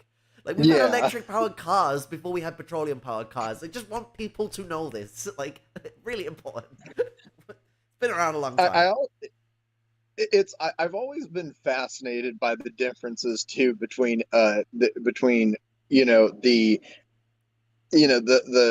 stereotyped British English and American English. Like for instance, you know, over here we refer to you know, like you guys when you go to fill up your cars, you guys call you know you guys call it petrol.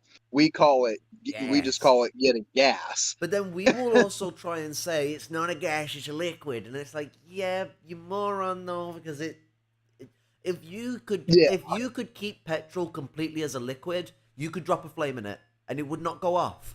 Petrol as a yeah, liquid is because it's not flammable, it's inflammable, which is a different thing. Everyone just goes flammable and right. inflammable are the same thing. If you're a fucking shithead and you go holding lighters around things, yes, they're pretty much the same thing. Actually, inflammable stuff normally ends up being something that changes very quickly into an explosive. So, but inflammable's probably a little worse to fuck around with because of the energy intensity that goes into changing it into a flammable object. Now, Yeah. um, petrol's an interesting one because it doesn't take much energy, like to turn from a liquid to a gas, but it's a very high Mhm. energy intense hydrocarbon because long chain hydrocarbons, even when they're chopped down into stuff like petroleum, they're still quite chunky chain boys. They got a lot to them, Mhm. and they burny. When they're at like room temperature, gas comes off it. That's the stuff that goes burn. So it is petroleum gasoline for a reason, and so Americans are right to call it gas, and British people need to shut the fuck up and stop bitching about it and just enjoy calling it petrol if that's so special to them. It's like what's it? Uh, We literally use metric here, but we also use mhm. imperial, and so we will be both sides of the fence on this stupid argument between imperial and metric. I like both Yeah. because imperial is fucking hilarious. Like, what, you're just gonna fucking throw loads of random numbers together? Great, I love this. This is like playing fucking Jenga with uneven blocks. The game isn't fair. Fuck it. Why not? And I can think easy in them because I was taught in them. I can think quite easy in metric as well because I was taught in it, and it's all even. But like, I can't like. It's easier to think in miles than it is in kilometers. Even though kilometers are Right. shorter, so they should be easy to think about. I also think I find it funny too um, that you guys measure like gasoline by liters, but we do it by Yeah, gallons. but we In also do miles per gallon, not miles per liter. oh my god. Yeah, it's chaos. It is literal chaos. uh, just yeah. I Yeah, you buy your petrol in liters, it's measured in gallons. Your fuel tank is like measured in liters as well. Thank God. Like, imagine if they were like, fuck it, ounces. Also, why do you guys use fluid ounces? What the fuck is wrong with you? Use fucking pints and gallons. Stop fucking around with this shit. It's so easy. and Pints and gallons, and easy stuff. and the funny part is that when we go to the bar, when we're Like ordering a pints. beer, yeah, we're not, yeah, we're not ordering a fluid ounce of beer. We basically say, hey, can I have a pint of beer or a mug of beer? Because we have different, yeah, and it's Yeah, just like, mug. Isn't that the fucking the 3 liter ones? The fucking uh, something like the that, big yeah. the big And fucking German motherfuckers where they're fucking yeah, frothing I out the top. I actually it's not clean right now and it's sitting on my bedside table, but I actually have one of those big giant fucking things. Anyway, that I can fit literally like two bottles of fucking beer into. And it's like, no, I'm just having one. But yeah, it's just yeah, so it's like there's craziness on both sides of the pond, really, and it's just yeah. But I also think too that in a lot of ways Americans did fuck a lot of stuff up.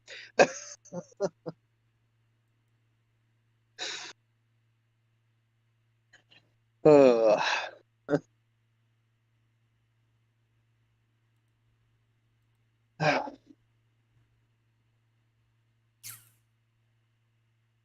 but yeah, no, the shit that's going on in just Missouri and all this stuff is just absolutely it's absolutely horrendous. And there's so many people that are talking about wanting to move and stuff like that. And I'm just kind of like, well, that's fine. And, by all means, it's like, move to a safer area if you feel that's the need to do it. But at the same time, uh, get a gun and fucking learn how to use it. Yeah, there comes a point where we're gonna have to stand and fight. And what's it? When I do read out what they're specifically doing in here, people are gonna see the reason why this point is so close. We're at a point where civil conflict is already been occurring. Does anyone not remember Yeah. 2020? Does anyone not remember us burning down police stations? I'm pretty sure I remember that black and black supportive allies, Yeah. the white people that care to be a memester about it. There was the Black Lives Matter movement. They managed to struggle against the police and actively burn down police stations. Yeah. Like, My, what's it? Um, for all intensive purposes, good job.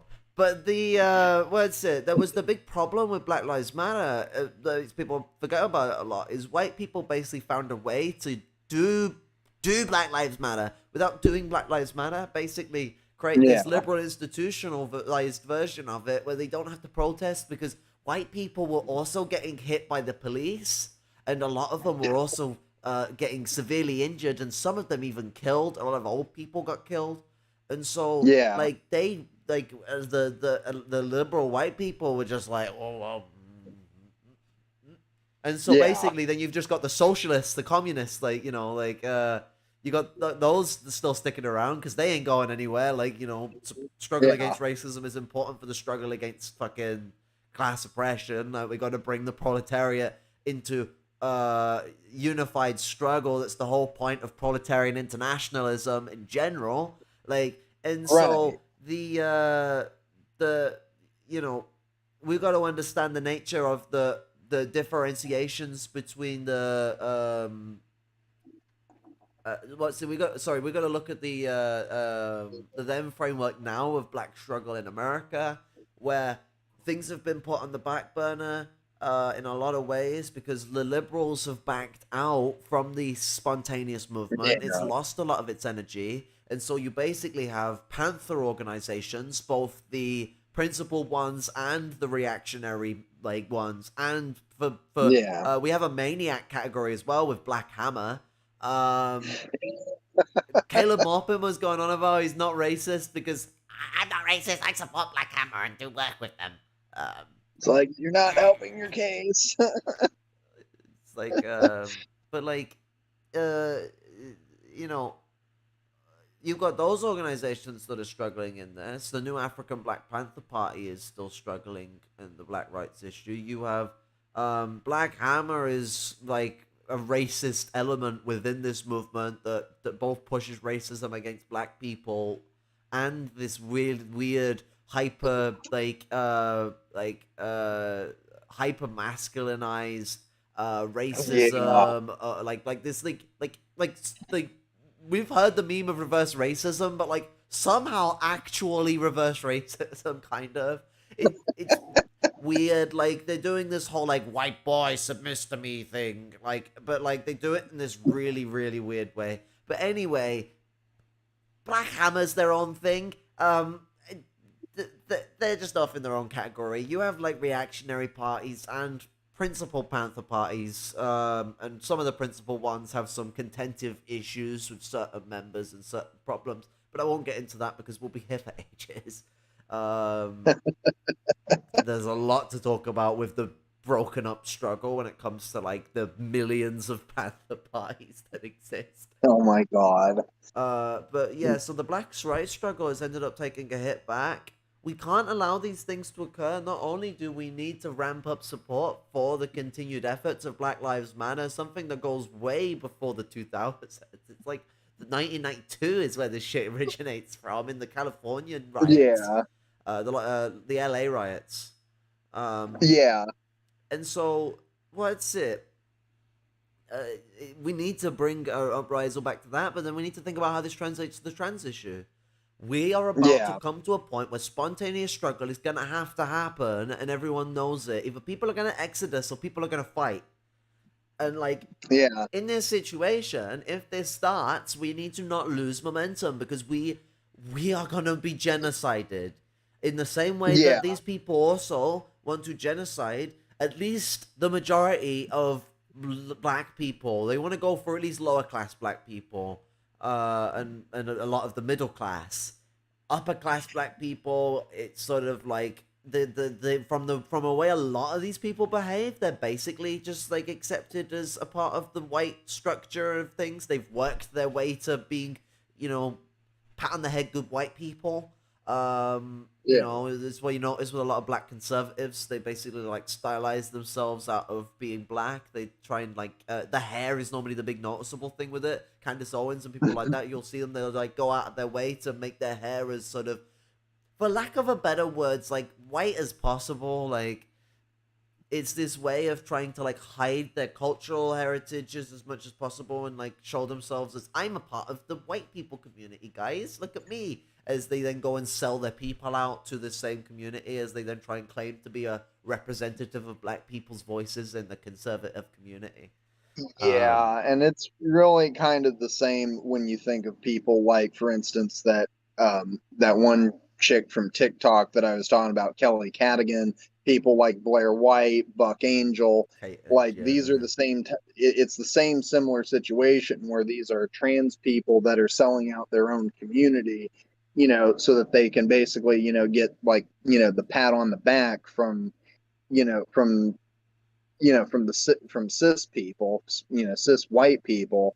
And it's also funny too when you consider the fact that all of these same people that are all these same trans people that are, that are throwing other trans people under the bus, they're also,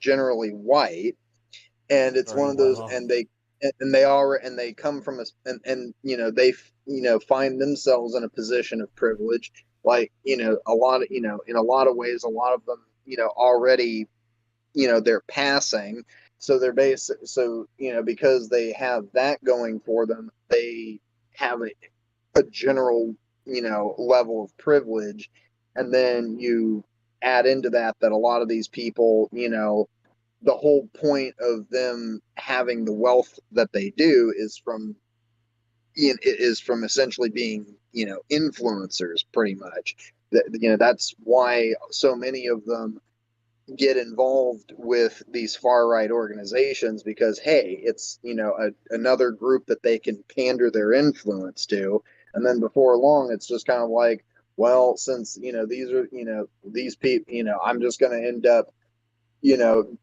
siding with these people, because it's going to be, because it's just easier for me to, quote unquote, know my place than to, fight back against the oppression.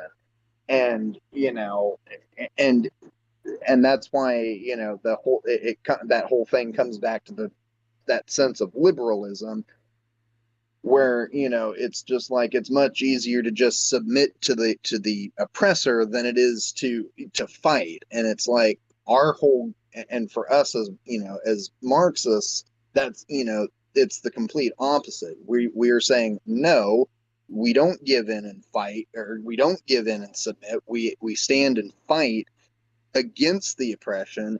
And yeah, that's going to involve violent means. And it's just so, and like you said, it's going to, we're getting to that point where we're going to have violent civil, civil unrest that we've had during the civil rights era, and that we had during, the George Floyd protests.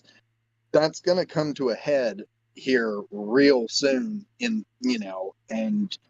um and to be quite honest, I wouldn't honestly be surprised if one of the first places to, be set alight is Portland, because Portland, despite having a major, um, trans community, there's also outlying pockets around the metro that are still have some, transphobic people. You're on about out in Um, Oregon, aren't you? yeah, in Oregon we have, we Yeah, because so I know like a couple of places called Portland in America. I swear, like America reuses a lot of names.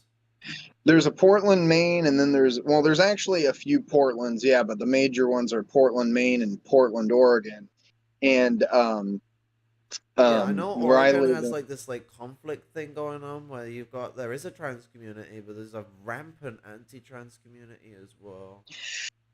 so it's not as bad as you have in a lot of other states, but we do have, but there are, like I said, there are pockets in the, metropolitan area, like the city of Portland.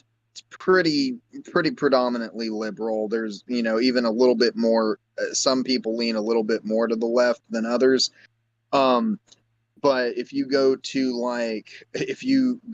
the next county, to the south, which is called Clackamas County, then you start running into a lot of these hick towns and stuff like that, where you're going to see, more pickup trucks and more guns.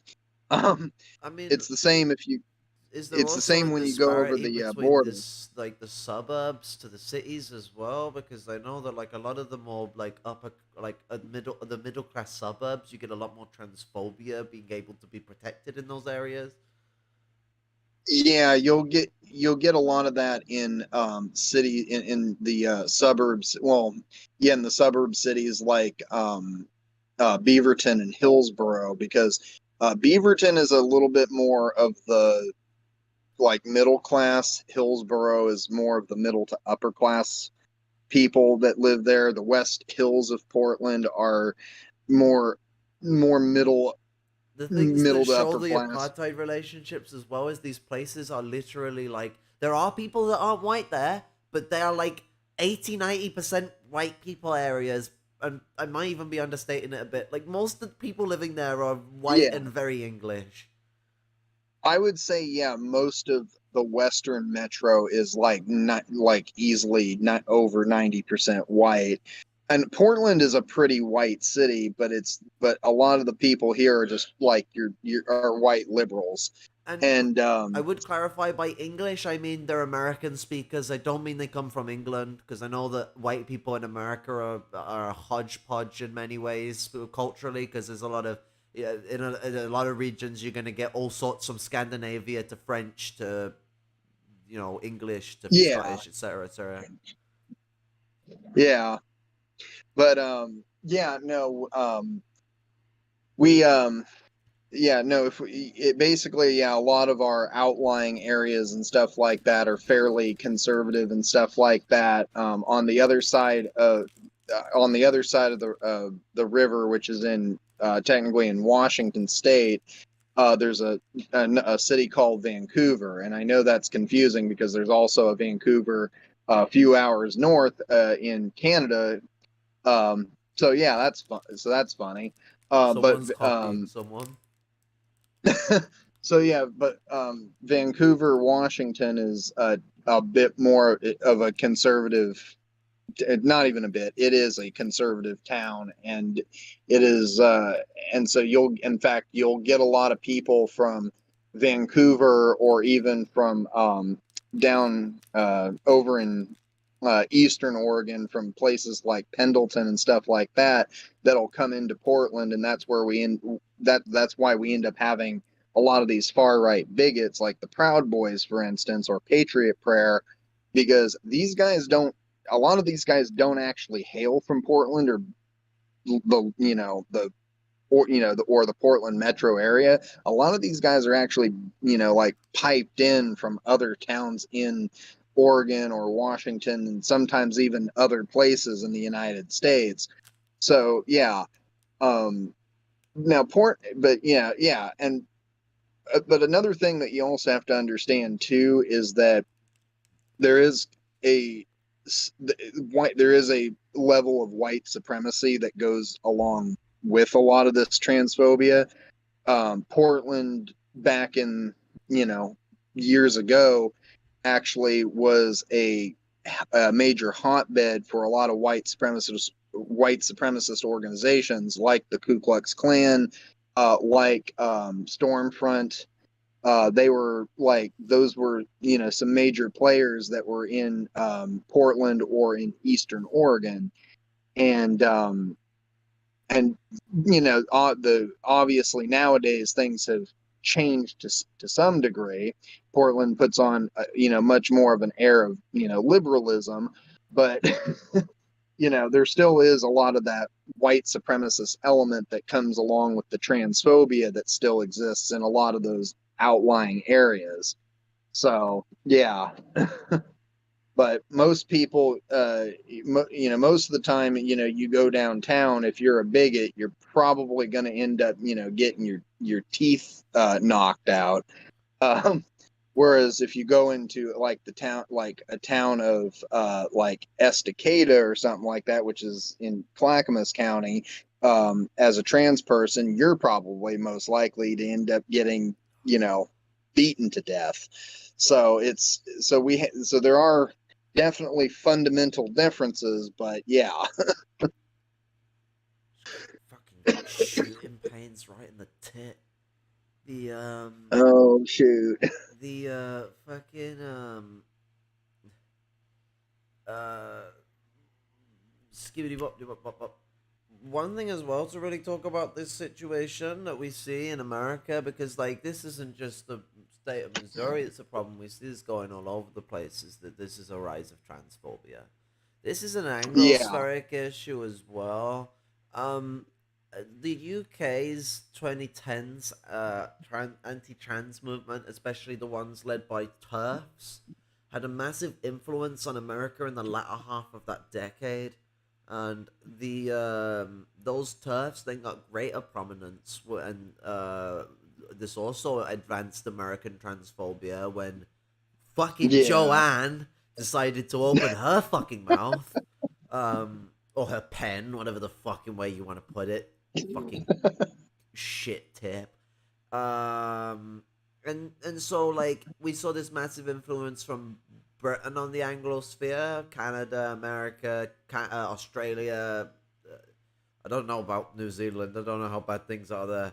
Um, and so it's had Yeah, you don't influence really on these hear much things. out of And then New Zealand. America has like had massive influence on things now, to the point in Australia you had neo-Nazis marching through the streets doing Sig Heils, going on about how much they want to eradicate trans people, Yeah, joining with the TERFs and going and protesting with the TERFs against our existence. And so yeah, that my went my well for really them, and biggest fear is like two things. It is the oncoming onslaught that could occur if things don't get better for our organizing capacity, our support yeah, from trans affirming allies that, for non-trans people, because y'all need to also fucking pull your weight and help. We're like 2% of the population. We can't fucking fight everyone. yeah, And like you know, there's that element of organizational structural support that's, if we don't get that, we don't, and if American trans people don't start arming themselves and practicing with their arms, and more than just yeah, one weapon, you need yourself a pistol, you need yourself a shotgun for at home. Pistols are great hmm, for like public defense when you need to use a precision weapon, but in close combat and be able to quick draw.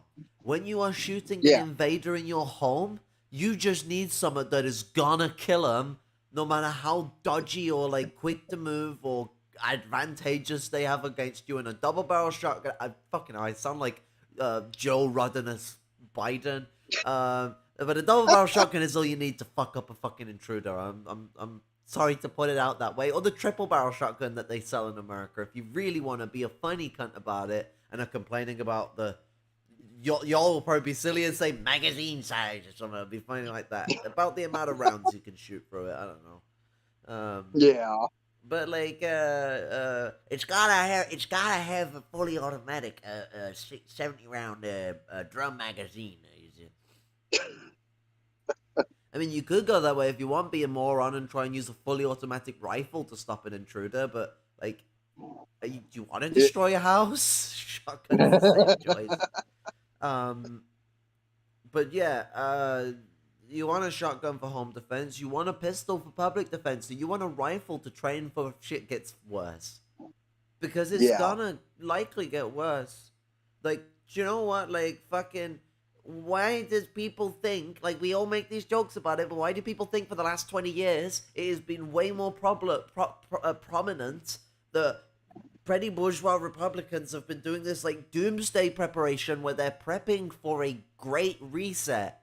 You know where the idea of, like, yeah, a great reset originates from? It doesn't originate from, like, the enemy are gonna make a great reset. It comes from the idea that the fascists had this idea that society had become massively infected by the evil Jewish controllers, the Judeo Bolshevik masters, and they've made black people or something.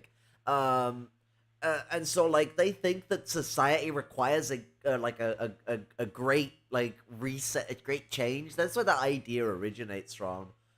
People like yeah, Ebola push for this shit, where they wanted the entire sort of element of society to have this great reset back to the Middle Ages. And some fascists, including the Nazis, called this shit reactionary, which is like hilarious that there's this like yeah, whole squabble between them over whom can be the most fascist. And then there's just like a Voller who goes and plummets so far into fascism, like he's basically just like he wants to go back to the ancient times. He thinks that like we were more like the Romans back in the caveman times, but like cavemen. And it's like no, no, no. Like a primitive communism must have really angered him when like Marx had mentioned it. So he just like is kind of like, because he the has whole, read some works and stuff. There's stuff he said where he's like, like his statement directly mirrors the statement from Lenin, and he's talking about Lenin, and like it's like so he's read his adversaries as like most intellectual fascists do. I try to explain this to people who are like, oh, fascists don't know how to. Usually, if they know what they're doing, they do. And then you got China, which is a great example of that. but yeah, in the UK, the way it's so like the other scary thing. So one scary problem. So I got on a tangent. One scary problem is that if those functions of arming yourself and organizational capacity of functional struggles for the trans rights from communist groups aiding to active trans affirmative groups themselves that formulate to form defense groups like gun clubs and other forms of rebel culture that could be formed to create bands of home defense that can allow for a protection of trans people. But secondly, you have um, the scary situation of what this ripple effect is going to cause. It's already becoming quite hard to feel comfortable with coming out and being openly trans in the UK at this time. We're called the turf Atlantic garbage pit for a good reason. Like you know, Turf Island is, if you ignore the base shit that Scotland's doing, is a fucking mess for Yeah, transphobia.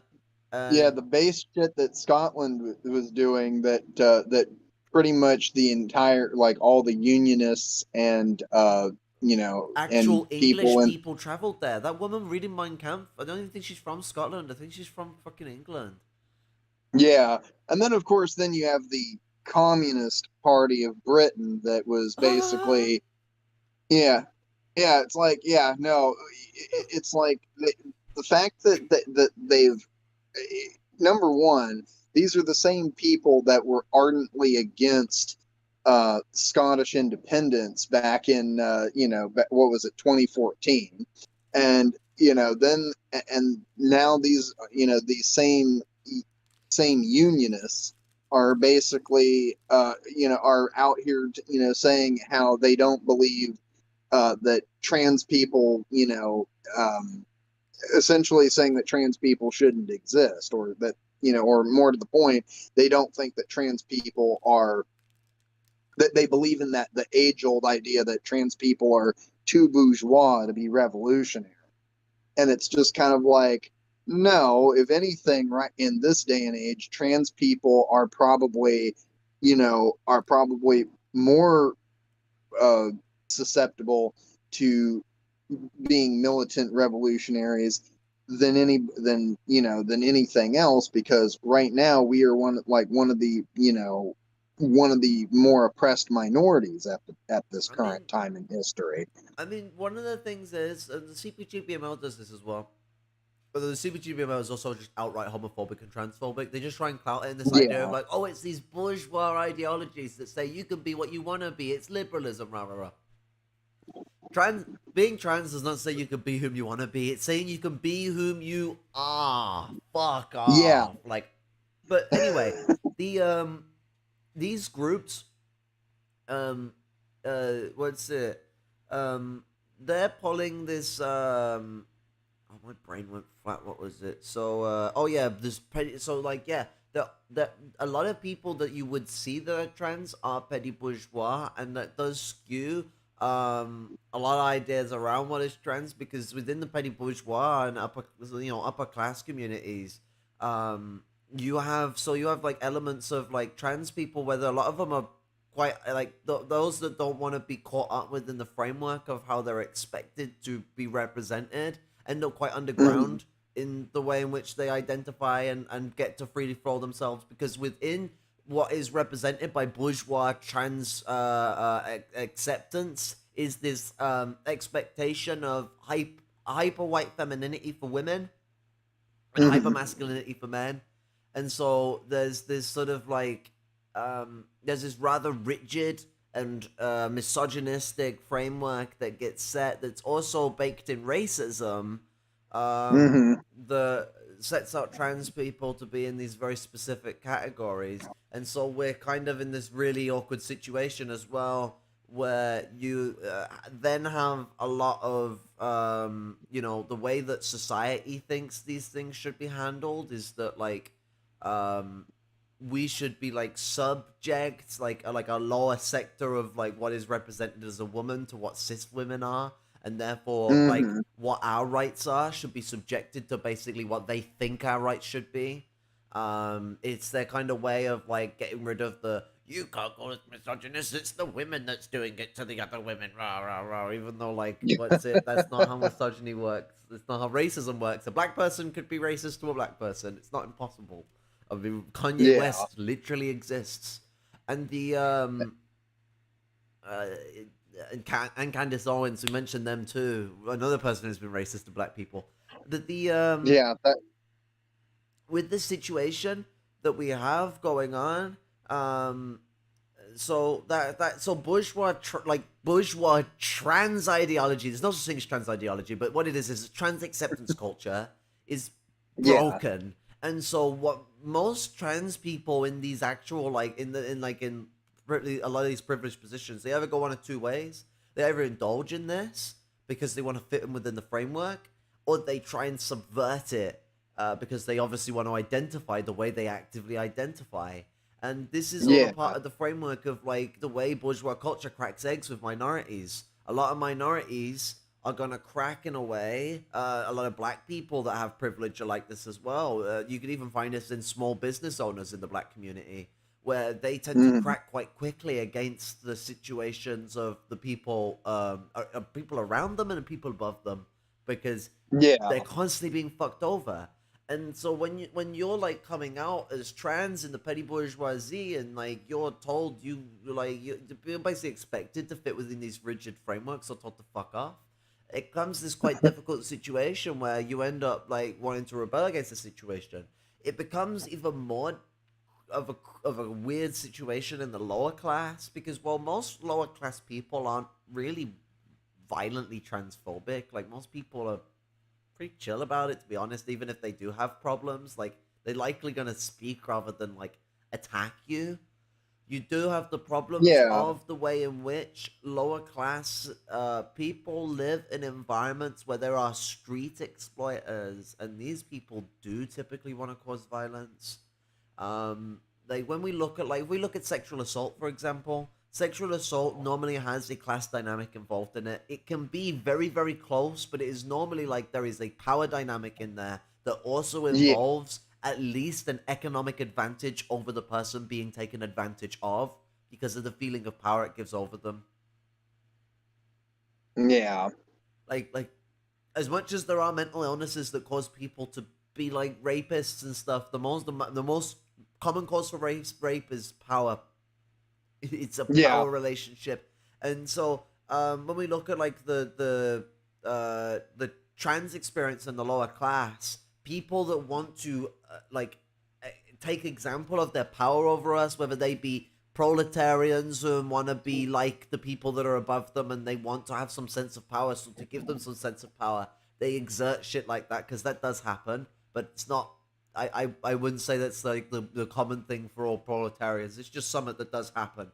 Um, Yeah. or you have like people that are of positions of advantageous power of you, whether that's like in the classes above you or in the weird street exploitative classes of the lower sort of echelons that are more involved with ground basis works. Stormtroopers of more richer people like drug runners and fucking, bally about gangsters and, posse groups and, people like that. These types of groups are more likely to take organizational attempts against these people, and a lot of fascists organize around these groups because money is persuasion in a lot of groups like this. A lot of gangs work on the basis of profit, of marketization. And so when a fascist comes and offers them to be a little more of an intrinsic force and they will get money, they will do that shit. That's the type of enforcer behaviors these people get into, and where you get the relationship between fascism and what people like myself and some other people have come to dub the lumpen aristocrats, or um the privileged of the lumpen proletariat in a way, because like the lumpen aristocracy, a lot of it comes from them. You also have like more bourgeois members of this disenfranchised sector of society. It's a more fleshed out take the conceptualization, the changes in the concepts around the lumpen proletariat that were made throughout the 20th century. Um, the because I mean, the thing I noticed with the black community, because that's where a lot of my ideas have come from, is a lot of them will only ever talk about the lumpen proletariat, which will also involve the lumpen aristocracy, just does the lumpen proletariat, and then they'll talk about the Mm. lumpen bourgeoisie. And I understand why they do it, because like basically the argument that they make is that like the lumpen proletariat is a little more peasant-like in a way. Not as that they're peasants, but that they have this weird relationship where and this is where they're looking a lot of lumpen, the way that like people who are ballying about as drug runners and shit work, is that Yeah, they handle produce in a way that would be more similar to like a self-owned laborer, but they make like pittance unless they're like ballying about moving big goods. And so like the lower echelons, these people that are like you get lumpen proletarian drug runners, for example. A lumpen proletarian drug runner still handles like the produce and the capital in a way that's kind of similar to the way a self-owned worker works. You buy your produce from your dealer and you pay him when you've sold your stuff. And so they don't intrinsically work for that person, but they also kind of do. It's like self-owned business in a sense, but kind of not. And so like the lumber yeah, proletariat is a kind of contentious class. It's a messy situation down here, and it comes into this weird interaction where you get people that take roles where they're what then that's why I separate them as an aristocratic position where their yeah, active like needs are brought on by exploitation, but like devastation caused by certain jobs also occurs with things. And so like what's it there's a lot of like lines to be drawn that's hard to state, and I'm not fully entirely figured out, and I was figuring things out and writing stuff until I lost my documents on these things. But when we look at like the relationship of being trans in the lower class, it is a scarier situation because not because of the majority of people, but because there is a violent minority that not only manages to keep getting itself public support, that makes itself have a majority backing in a lot of situations. Not in the situations where they would be causing harm to us, but I'm lower class, so no one really gives a shit in society if we fucking die. And so, like, yeah, especially if you're in the underclass, they don't give a fuck. And so, there's these people, they're prominent, they have a lot of power, and they influence these transphobes have a lot of power, have a lot of prominence. People like Joanne, they influence people in the lower echelons of society to be violent towards us because we're coming for the children. We're gonna take away your daughters. We're gonna destroy this, destroy that. All of this scaremongering is crazy shit. Like genuinely, there's these people that just can't handle the fact that someone that was assigned female at birth that they used to call their daughter is actually their son and just can't accept it. And yeah. so trans people stole my daughter, and it's just no, that's your son. And if you can't accept it, you've lost your son. Like it's this whole shit. It's something that I'd expect from my own old man. The whole like acting is like if you're as if like your child has died. Like so many transphobic parents do this that when their child takes on a new identity, or even their own, their own offspring when they've turned to an adult, it doesn't matter. It happens, it can happen at any age. Starts to take on a new identity. The family just marks them off as, dead to rights. Like, my child's dead to me. You're not the same person. The trans people, they killed my kid. And it's like, no, this is your actual kid. And if you can't love and respect them, you don't deserve to have them in your life. Right. Well, I am actually gonna hop off because I do actually got to get some sleep. No, no worries. Let's. I'm gonna cover the end parts of this then, and then fucking throw myself off. Alrighty. I thank you though for having me on. No, no, it's good. We got into Tangent City. But what's Yeah, it? that's gonna happen with a couple of neurodivergent people. So I'm also like I'm in a mental mess at the moment, so my mind is just all over the place. Like I can't think straight oh at that all. that's daily for me. I just thought it was because I was awkward. I mean in contrast to the usual haphazard nature of ADHD. Yeah. All right. Well, I will see you later. I'll see you later. All right. Bye. Bye. Um, okay. I have not lost my ability to make streams gargantuously long and go on rambunctious tangents. the Oh, my nose is being a right cunt today.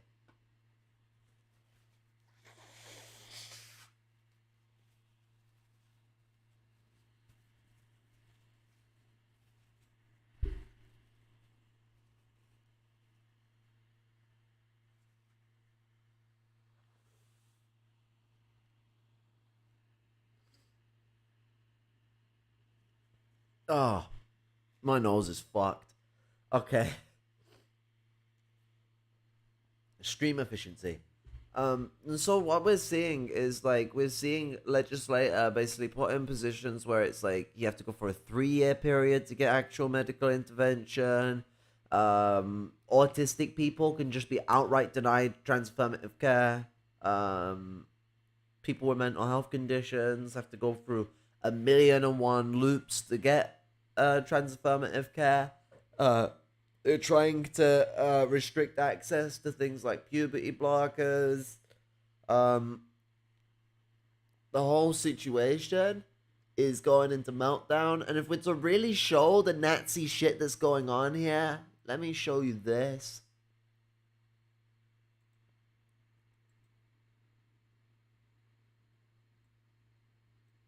Um, I can't seem to use the internet properly.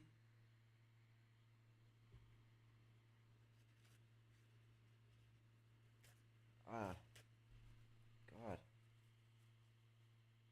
So this, the transgender concerns form, this is like literally this is literally Nazi shit. So this is like the type of fucking things used for reporting. This is like the type of things used for reporting Jewish people to the Nazis after the what was that fucking conference? Uh the one where they decided the great the master plan or whatever it was called. God, I know the name of the conference and it's just lost me. But none the never the nonetheless. Um, this form is for reporting trans people to the state. Like complete this form to submit a complaint or concern about gender transition intervention you have experienced or observed in Missouri. The Attorney General is not a private attorney, but enforces the state laws enforces the laws of the state of Missouri as written. By submitting this form, you agree that you may be contacted by the Attorney General's office about the facts stated in this complaint or concern. Please complete this form in as much detail as possible. And then you have like, blah, blah, blah, blah, and then you write your concerns about the evil transes and what they're doing and how they need to be reported.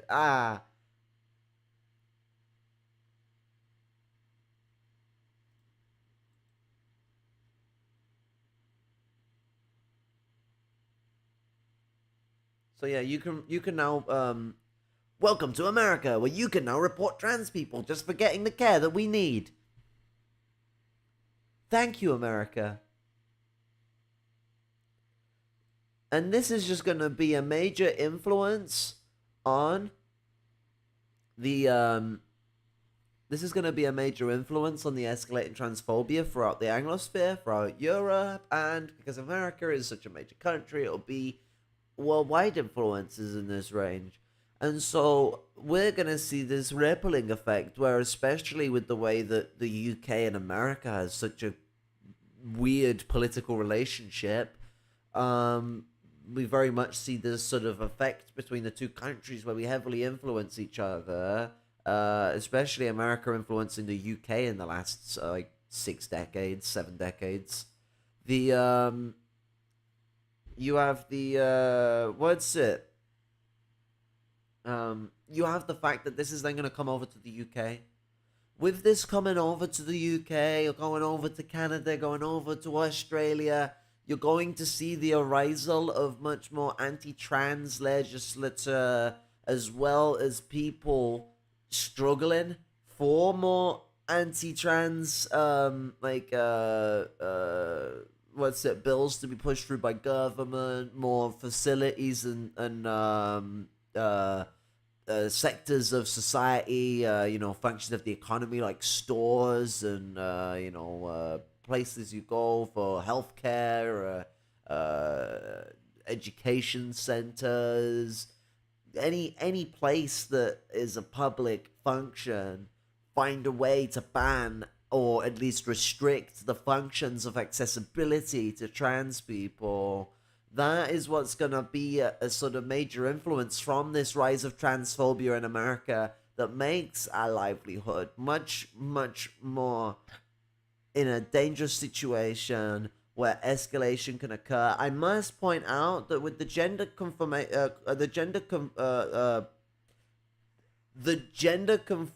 bill in Scotland, that bill was being challenged by TERFs. Some people say it's trans exclusionary radical feminists. I say trans exterminatory radical fascist or racist fascist. I think the racist one works a bit better, but it makes sense for them as well because they really hate Arab people.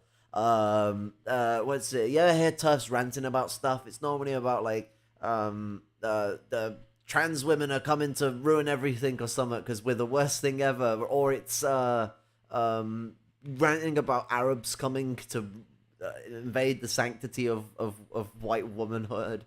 But the so like with these TERFs, you have you had like literally this woman at this protest against the Scottish gender conformity bill reading Mein Kampf, like a quote, like a statement from Mein Kampf that she had altered, specifically telling people that she was speaking about Hitler, talking about him from Mein Kampf, and specifically called him someone who was correct on a point about there's on about the big lie thing that he goes on about in Mein Kampf, where he tries to make the whole thing about the big lie about the Jews. And so like she does this, but then tries to make it out that like the big lie is the existence of like trans women as women, and that like we're like a great big lie and all. And this links back to some of this is age old as when the Nazis were literally burning trans literature and sticking us in death camps. Is that there has been this long-standing anti-Semitic thing, like a pogrom about Jews creating trans people to quote unquote weaken the white race.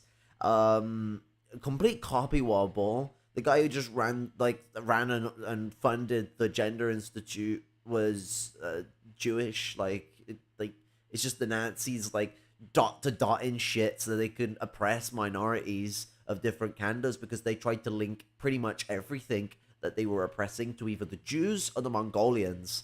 Like the Slavs were seen as a Mongolian Judeo-Bolshevik horde. What's it? And so like this whole situation is this whole situation is an escalating situation where there is a rise of fascism. These transphobes are specifically trying to engage in genocide against us. The point now is not for people to go into recession and let these things get worse, because that's what will happen. The point now is that organization needs to occur. We need to, like, we need to stand against the rising transphobia, not try and run away from it. If we keep running away from it, it will get worse and we will be wiped out. Because at the end of the day, right now, with where we're standing, they have the advantage. But if we actually organize and people who claim they are trans allies show they are trans allies, I'm not calling everyone into question. I'm just saying there are a lot of people that say they are, but they don't really support us. We actually organize. We actually struggle. We can stop this rise of this attempt to annihilate our ability to exist. Fascism is on the rise. In 2019, we entered the Great Depression. Fascism is something the capitalists need right now, both its moderate social democratic form and its more militant, fascism slash Nazism form. It needs these things if it's going to stop itself from dying, because liberalism is in decay. And we all know how decay works, right? It is a process of continuing, like, what would be the word? Like, I guess, like, disintegration would be a good way of putting it. Like, decay is a disintegrating matter in motion. And so if liberalism is in decay, it's in rot, then it needs to do something to stop itself from rotting. And you can't, like, if liberalism isn't working, you can't fix liberalism with liberalism. If it is literally intrinsically not working, your only options are moderate fascism and militant fascism. And these things come pairs, because the Social Democrats can't feasibly hold power without support from the militant wing of fascism, as it is equally true the militant wing of fascism cannot maintain government without support from the moderate wing of fascism. That's Stalin, almost word for word. In the almost word for word of the translated version of the texts, and the what's it? So not exactly. Word for word would be in Russian, which I can't speak. What's it? But and so capitalism is in a situation where it has to try and avert crisis as much as possible, as well as avert revolutionary struggle. And what we're seeing with this situation is we're seeing a rise in fascism in correlation with a rise in transphobia, anti-Semitism, racism against black people and brown people. Like, we're seeing this, like, mass arisal of bigotry that's being pushed to the forefront by these reactionaries that now have felt the need to blow out. They have held on, but they can't hold on anymore. They must protect their precious white fairy tale land. And so they have now we're seeing the lashing out of these privileged people in the population. Like, look at it. When you look at the people that have led the TERF movement that started in the UK, the Posey Parker is bougie as fuck. Like, she's got shit tons of dosh behind her. You've got Joanne, who's like, she's a latecomer, but like, latecomer or not, she's a fucking billionaire. You have like House of Lords that are also involved in these things. You have all these different people, that are a part of this TERFdom culture that are in very privileged positions, because the people that are having the most adverse reaction to this are people of privilege. People in the lower class are typically, they don't really give a shit. Like, I mean, I'd rather them give a shit. Like, that's still not good. Like, being ignorant of these matters isn't good, but not caring is better than having, like, horrible ideas where you want, like, to hurt. You want to hurt me just because I exist. Like, having just ignorance on a matter means that you can be taught. You can also be taught out of having bigoted positions, but it is not so easy, and you're like committed to being opposed to my existence. Like, and so we have this arisal of these privileged people that are trying to ramp up in the middle and the lower classes this hatred for trans people, and now they can't just do it by like trying to just outright, just from the get go, just like, you know, trans people are horrible, blah blah blah blah blah, bigoted statements, blah blah blah blah blah. Like, that won't work because, like I said, like people don't have like this adverse problem enough where you just like being blatantly transphobic is gonna work very well. A lot of people are either, like I said, this ignorance, or like they're kind of fine with transformative culture and they just don't really care. Like, once again, I'd rather they cared a bit more, but like at least they're still on a better position than what we got with active bigotry. Because then what you see with the way they try and entice these groups is, well, you can't try and make it through a lens of transphobia. They're not going to agree with it. So the actual angle you have to go about is trying to make a crisis that puts children in danger, or the or birth rates, or the population, or something like that, that makes this like crisis where it's like, okay, but these things are going too far. And so like we've seen with especially conservatives, but I mean, like, not all TERFs are very conservative, although like the main ringleaders are. But all TERFs tend to be like this as well, where they've made it out to be this like attack on the children, the existence of trans people. Now, I must confirm to people, if anyone is like gonna be that much of a dilly dally fucking tosspot and try and tell me that like people are fucking like feminizing boys, or masculinizing girls, I must point out you cannot start hormonal replacement therapy until you are 16 years old in most places. No one is doing that to anyone's children.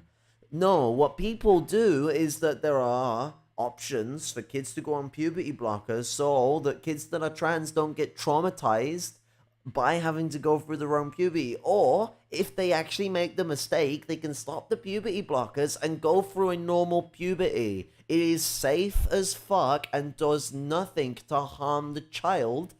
Like, it is a fine, normal procedure that, trust me, a lot of us wish we had. Like, and so it's this demonization shit that is utilized to create this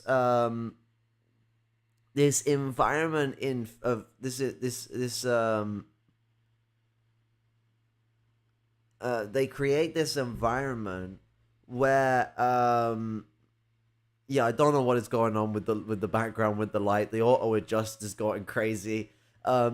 There is this problem where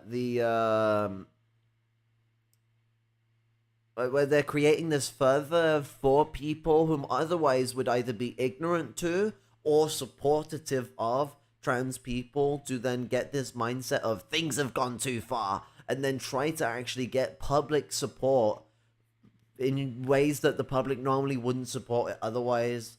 If people were dispelled on the matters of what's going on and actually proven wrong as to the bullshit that is being pushed by the radical right and by the TERFs, is that the is that they would likely then be against these bills rising against trans people. But because there's this fear-mongering going on, a lot of especially parents will get caught up into this mode of thunk. And so we have this environment where they have done all they can to create further for support so that they can then push as much anti-trans shit as they possibly can. And in Missouri, we've seen this get pushed straight through the Attorney General as a way to fast track a legal ramification that puts trans people's care on Uh, what's it? Got distracted by the chat. Yeah, so what's it? They've legal ramifications that prevent trans people from access to their care, um, either by delaying that care or by outright denying it, and that is a way of trying to cause suicide. This is something America already does for both the trans and the autistic community in so many ways. So in America, autistic people can be denied organ transplants when they need them. Any organ transplant, you need an organ transplant, you can't get it. Like if the doctor decides, oh, you're autistic, you don't need one, but you do need one. But no, fuck you. And so this is coming into that situation where they're basically making it so it's just like that, where they can also deny trans care to autistic people just for being autistic. This is something that already occurs in diagnoses where when you're trying to get diagnosed for gender dysphoria, if you are autistic like I am, you'll likely get gaslit for being autistic and it being a hyperfixation or a mistake or whatever the fuck. I'm really not looking forward to my engagements when I try and get like support from the gender clinics. It's one of the reasons why I skipped ahead and just went and got my own shit myself, because to be honest, like the whole spending upwards of years fucking around being interrogated with all the weird questions they ask, like they ask like even shit about like like weird masturbation questions and stuff like that. That has nothing to do with like how you affirm your gender. There's so many like differentiations on how sex is expressed that it's like to try and like can it around that area rather than, I don't know, like actual issues around gender expression is mental, because gender dysphoria is defined by many things involving elements of from social dysphoria to fucking physical dysphoria. You know, what's it? There's a whole canon to the lists of dysphorias. You have this sort of whole intrinsic relationship with the spectrum of what it is to be trans.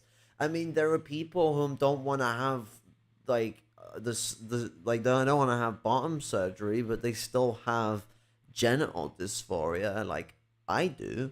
Like, and so there's complications to things. Like the way people want to change is in this. It's on this whole board of a spectrum. There are trans women out there that absolutely want to keep a caking big fucking arm of a sausage and absolutely want to be a top and want to be a dom. And there's the trans sort of trad wife shit as well that goes down. There's like this funny meme where it's like a Republican the Texas Republican Senate quickly reverses its anti-trans bills after it finds out about the what's it, the fact that most trans women are trad wives.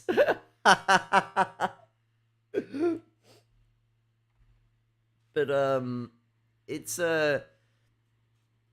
such a what's the word I'm looking for, like the whole situation around these things is kind of mad and kind of fucked up, and they're trying to make it harder and harder and harder.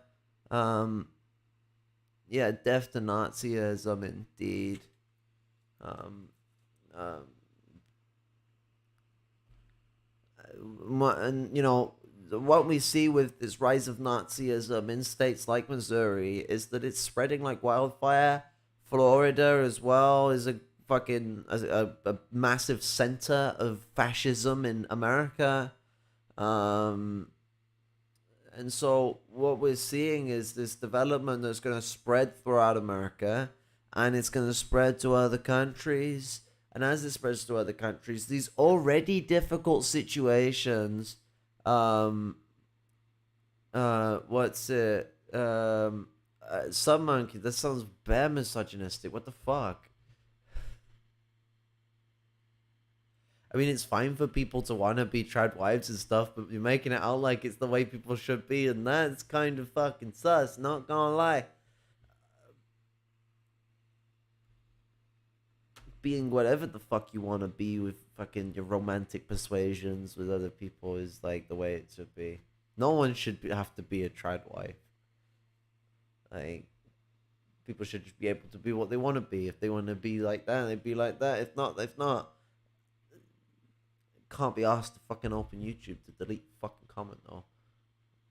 I'll get it later. Um, what's it?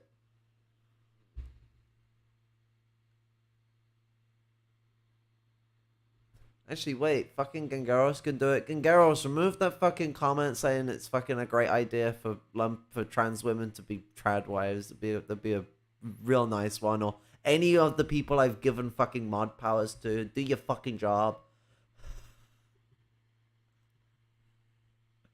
Little shits.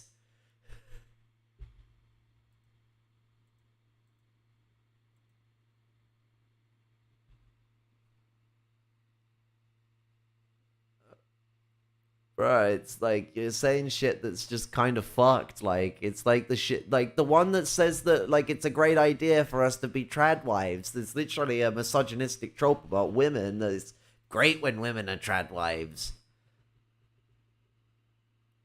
Um, yeah, what's it? Oh, it's still there on my screen. What the fuck?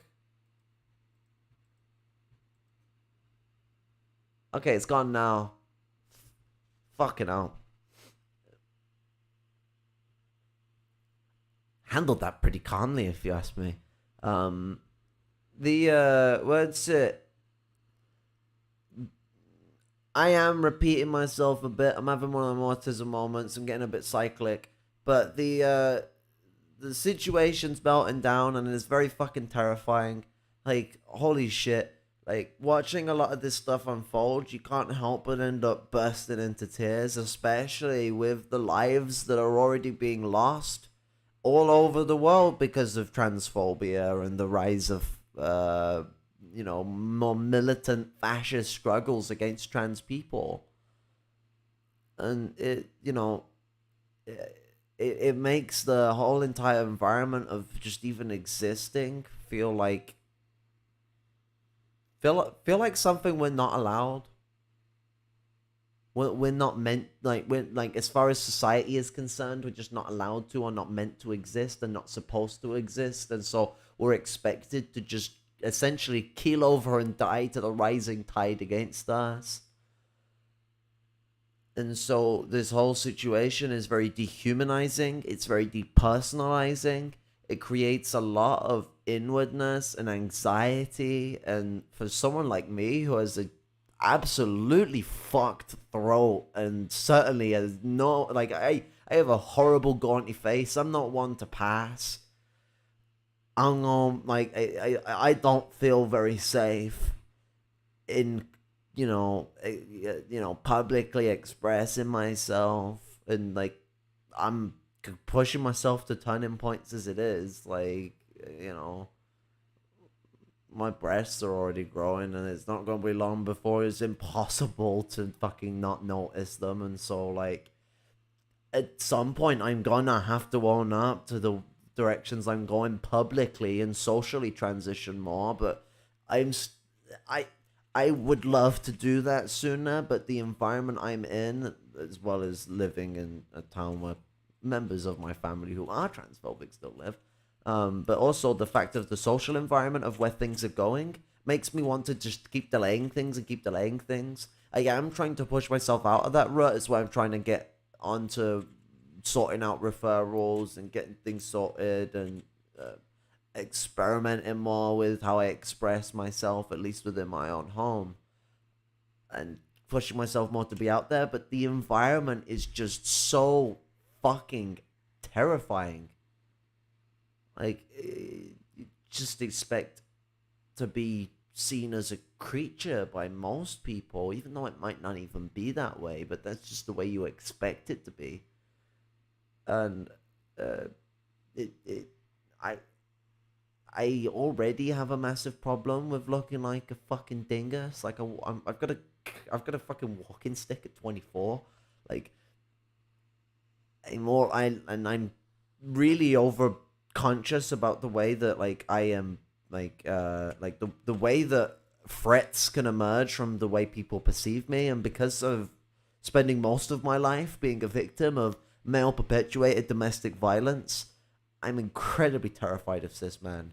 And so my angle to be uh, I'm avoiding coming out publicly for as long as I can, and hoping I can move away first, because then I can avoid any unwelcome interactions with the transphobic members of my family, and get on into a fresh start where people will end up knowing me just as Kara and never as whom I was before.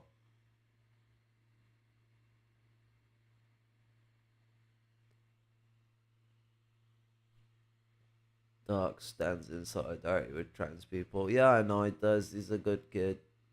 Good kid. He's older than me. Why did I say it like that? Fucking guy, he's in his 30s. He's a good lad. Fucking knows his shit. And for whatever he don't know, he's willing to fucking sit back and learn. And he's in cute ways. He's like on sometimes too above and beyond, and trying to make sure that he doesn't put himself in a position where he's in contention with us, and it's adorable. I love trans allies. It's nice to find some cis men that you can at least to some degree trust. Um, I say it like that because I'm fucking still really anxious around even men I trust. It's a complicated situation, a lot of fucking things to explain, but nonetheless, yeah, Dark Sonovia is a great comrade and a great friend. Um, the what's it? Um,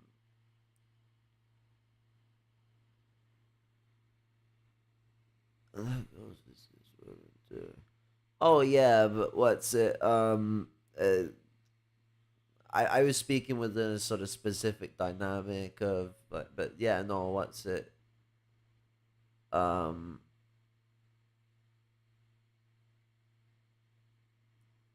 yeah, what's it?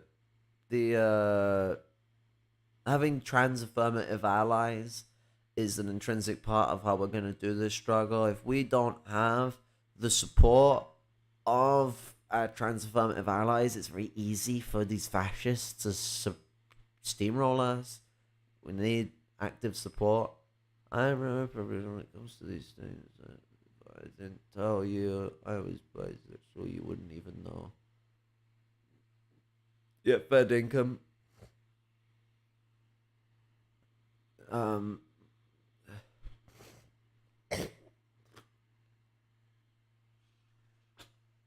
it's not that bad.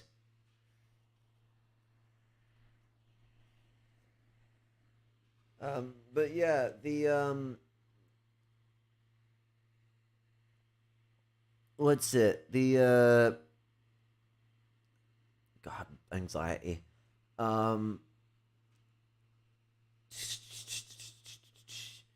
I'm trying to find a way to not only bridge my explanations but reach a point of an end.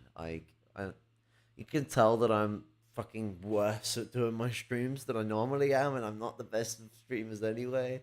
I a lot of content at the least, I guess. But the what's it? Uh, the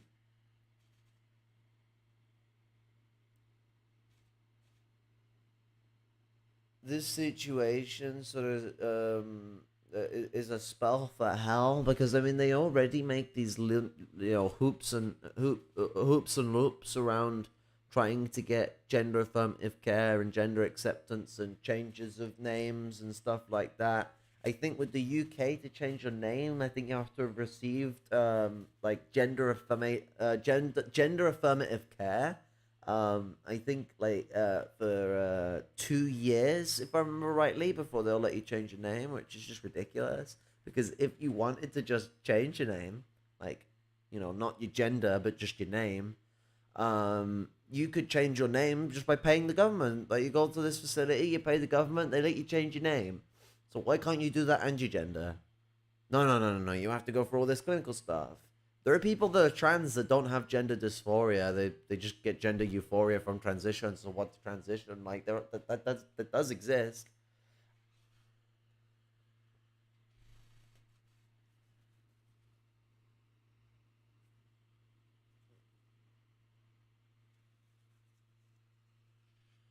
What's the place in the former Soviet Union that starts with a P?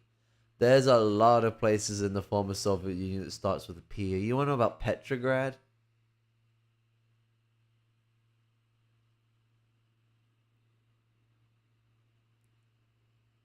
Capitalism is equals equally screwed. No, somehow they even managed to make it uneven in that regard. Fucking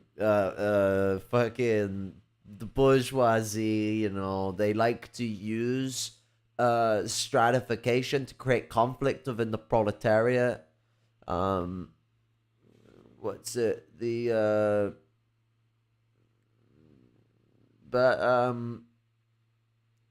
What's it?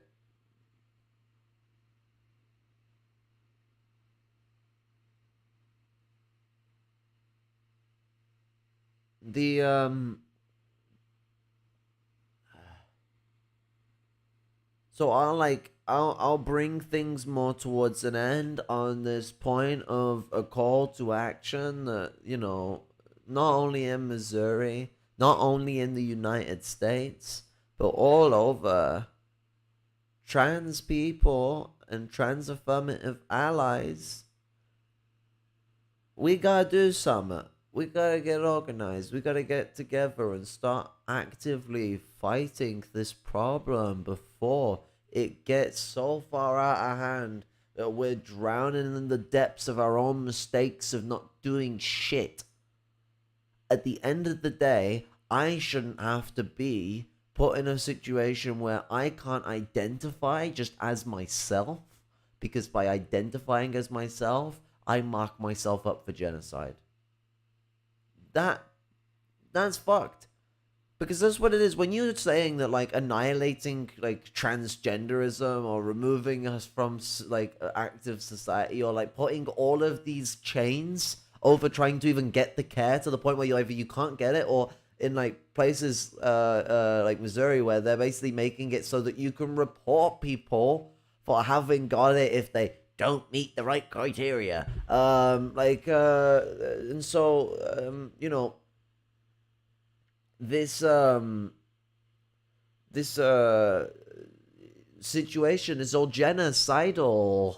It is at the point of trying to eliminate us, trying to cause us to kill ourselves, trying to push us out of push our culture out of engagement within society and eliminate us as a group within society. This is intrinsically, definitively genocide. No other way of defining it. And so we're at a crossroads point where it is do or die. And I'm very much in the favor of doing.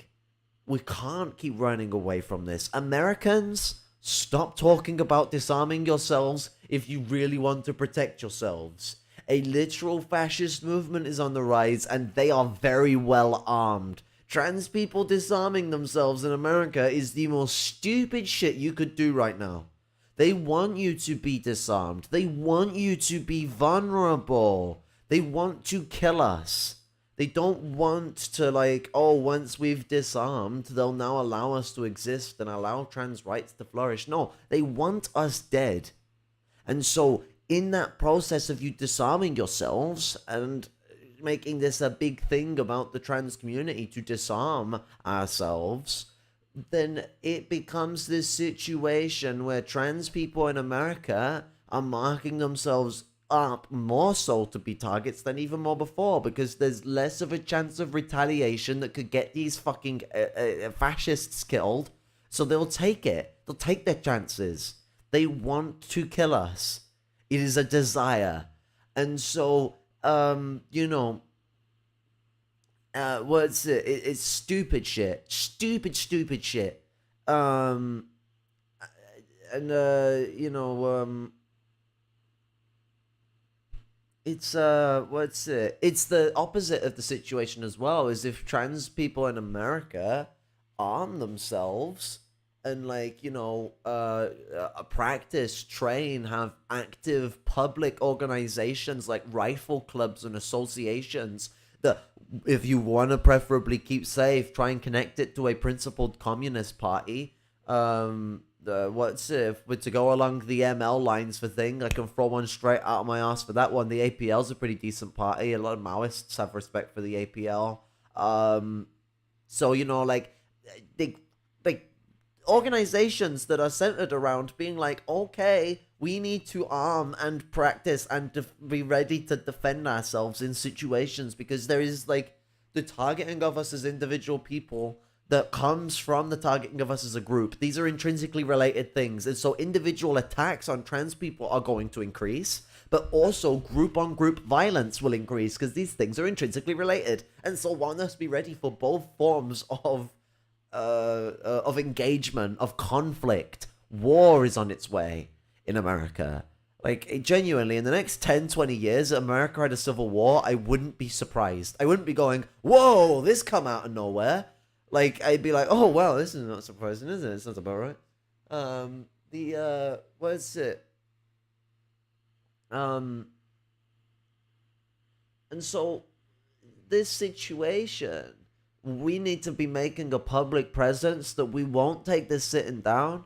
American trans community and the LGBTQ community in general and the allies of that community need to be publicly showing themselves as a force to be reckoned with. Take no prisoners, take no shit. Like, don't fuck around. Like, if fascists come causing us trouble, they would hope they just get punched in the face, sort of shit. And so that we can create a precedent that protects, follow the lines of defense. We organize defensive militias to defend the people. That's something that's going to have to occur at some point or another, because these struggles are enveloping and these fascists are already in militias. And so we're in a situation where there has to be this form of defense. There has to be something that physically forms to defend neighborhood to neighborhood where trans people live. Like, within those neighborhood watch sort of shit, but not for the police, like as in like a organization of like gun bearing neighbors. I think like it's a form of community militia. I know America has some weird laws about this stuff where the neighborhood is protecting the neighborhood, and this is something that I'm taking from the way the Panthers did things. The Panthers did this type of fucking neighborhood militia structure where you had the people of the neighborhoods armed and trained to defend themselves and protect their own streets and keep the police off their streets. And so, what's it? It's that situation. And in fucking, not America, can't specify countries for what reasons, but in not America, the acquisition of whatever fucking thing that you could get for home defense and whatever you can get for out and about defense would be a good idea. Don't fuck about and risk yourself getting in a situation where you can't escape. Like, that's my mannerism about it. Like, be careful. I'm a bit of a fearmongerer, but that's the situation we're kind of in. This violence is rising, and I feel that we need to be prepared for anything, because it's only going to keep getting worse. I must reiterate that a lot of the people involved in these movements are quoting things like Adolf fucking Hitler to try and oppose us. Like, the transphobic movement is led by Nazis and should be crushed for what it is. A racist, misogynistic, transphobic, homophobic, fucking bigoted movement of white privileged people usually very, very fucking bourgeois. Like, not even just like, not even like, as in like, oh, they're petty bourgeois and the petty bourgeois are also bourgeois. I mean, like, no. Like, big, big, big, big, big. Like, billionaires and multi-millionaires, um, being, you know, heavily involved with this shit. This is a movement that is striking against the minority groups within society to try and create this cohesive cooperation in quotation marks, sort of, this class collaborationism within the fabrics of white cis heteronormativity. You see this especially in America, but also in the UK. I can't speak for other places, but I can speak theirs. And so this situation is there's a lot of intersection between different things. When we look at a lot of the bigotry that's faced against the can I English? When we look at a lot of the bigotry that's faced against us in the trans community, what we I lost the ability to English again. What we see is a lot of lines drawn between different forms of bigotry. One thing you notice is that bigotry of manliness is like is thrown at trans women in a misogynistic way, but it's never used in a bigoted way towards trans men. But bigoted ways of slating femininity is used against trans women.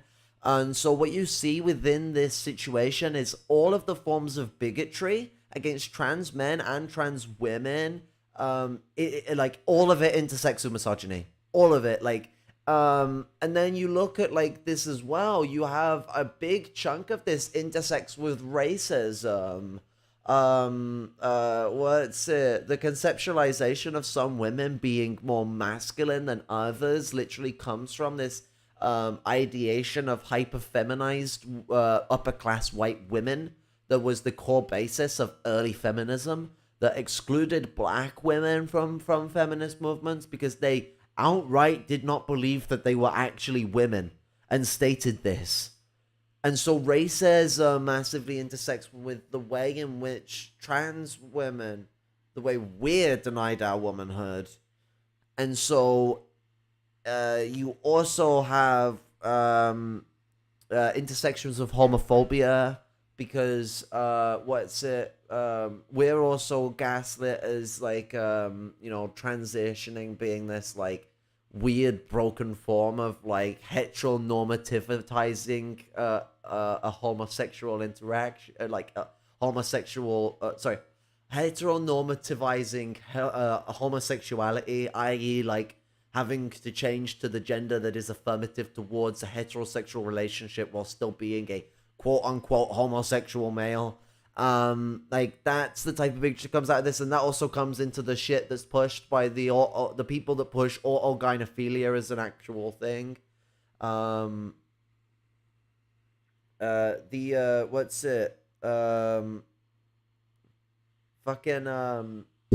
so the situation that we're facing,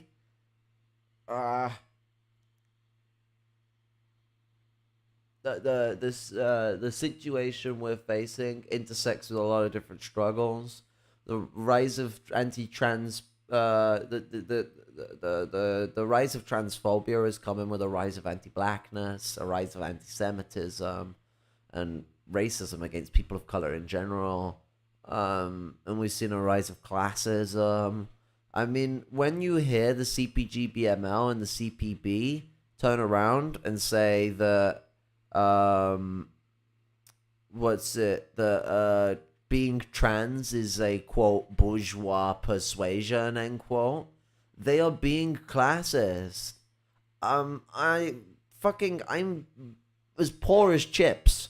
I'm not a bourgeois persuasion. I completely subvert that idiocratic line of logic that is completely centered around their want to create an environment where people can dismiss it. They can't make it about like just trans people being trans people, so they have to make their own big lie about us. This is the way fascism works. Hitler blatantly said the way that basically a lot of fascists like to write their shit. They like to make a big lie.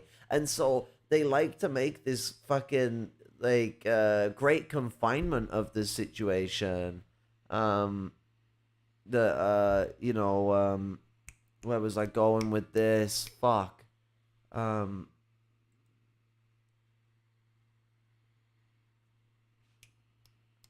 I hate fibro fog. It's making it hard for me to remember what I'm saying. Talked crap about Donkey Kong on his own stream. Yeah, and Caleb also defended Tufts again.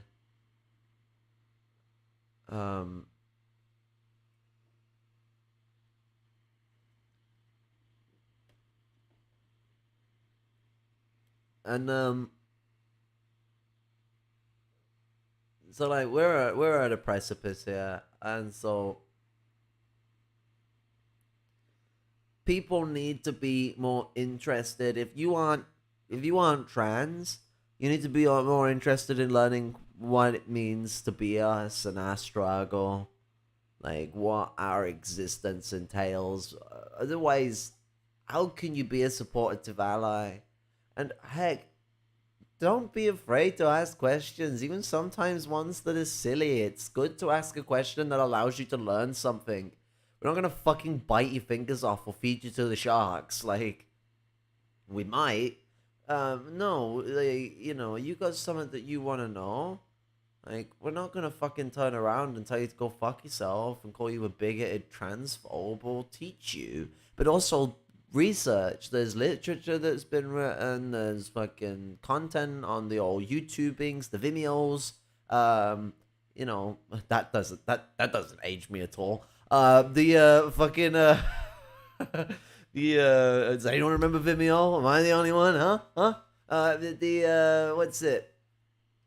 Learning is very, very important. Dispelling ignorance on our struggles as much as possible. Now that I'm at least out on the tinterwebs, I will be making more explanatory stuff that gets into the struggles of being trans, especially the struggles of being trans in the lower class.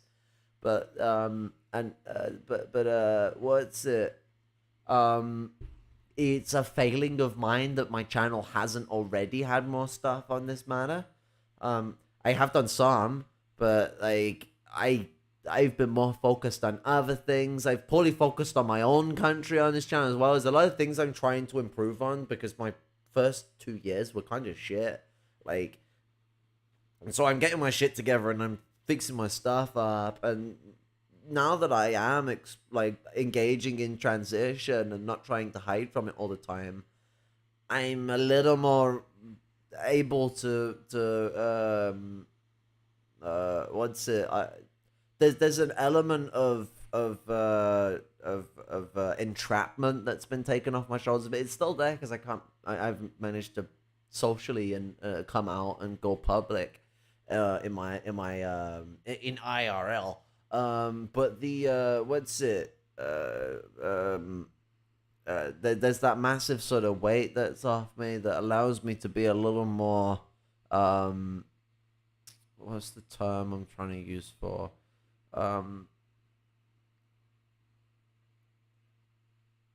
I can't even think of what I'm trying to say. I'm trying to express some of an element of stress that was removed for me, but I'm too stressed and anxious to explain it, which is just so fucking hilarious.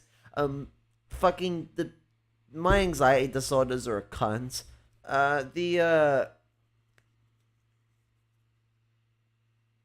But yeah, so the situation is a melting one. I'm always fatigued, but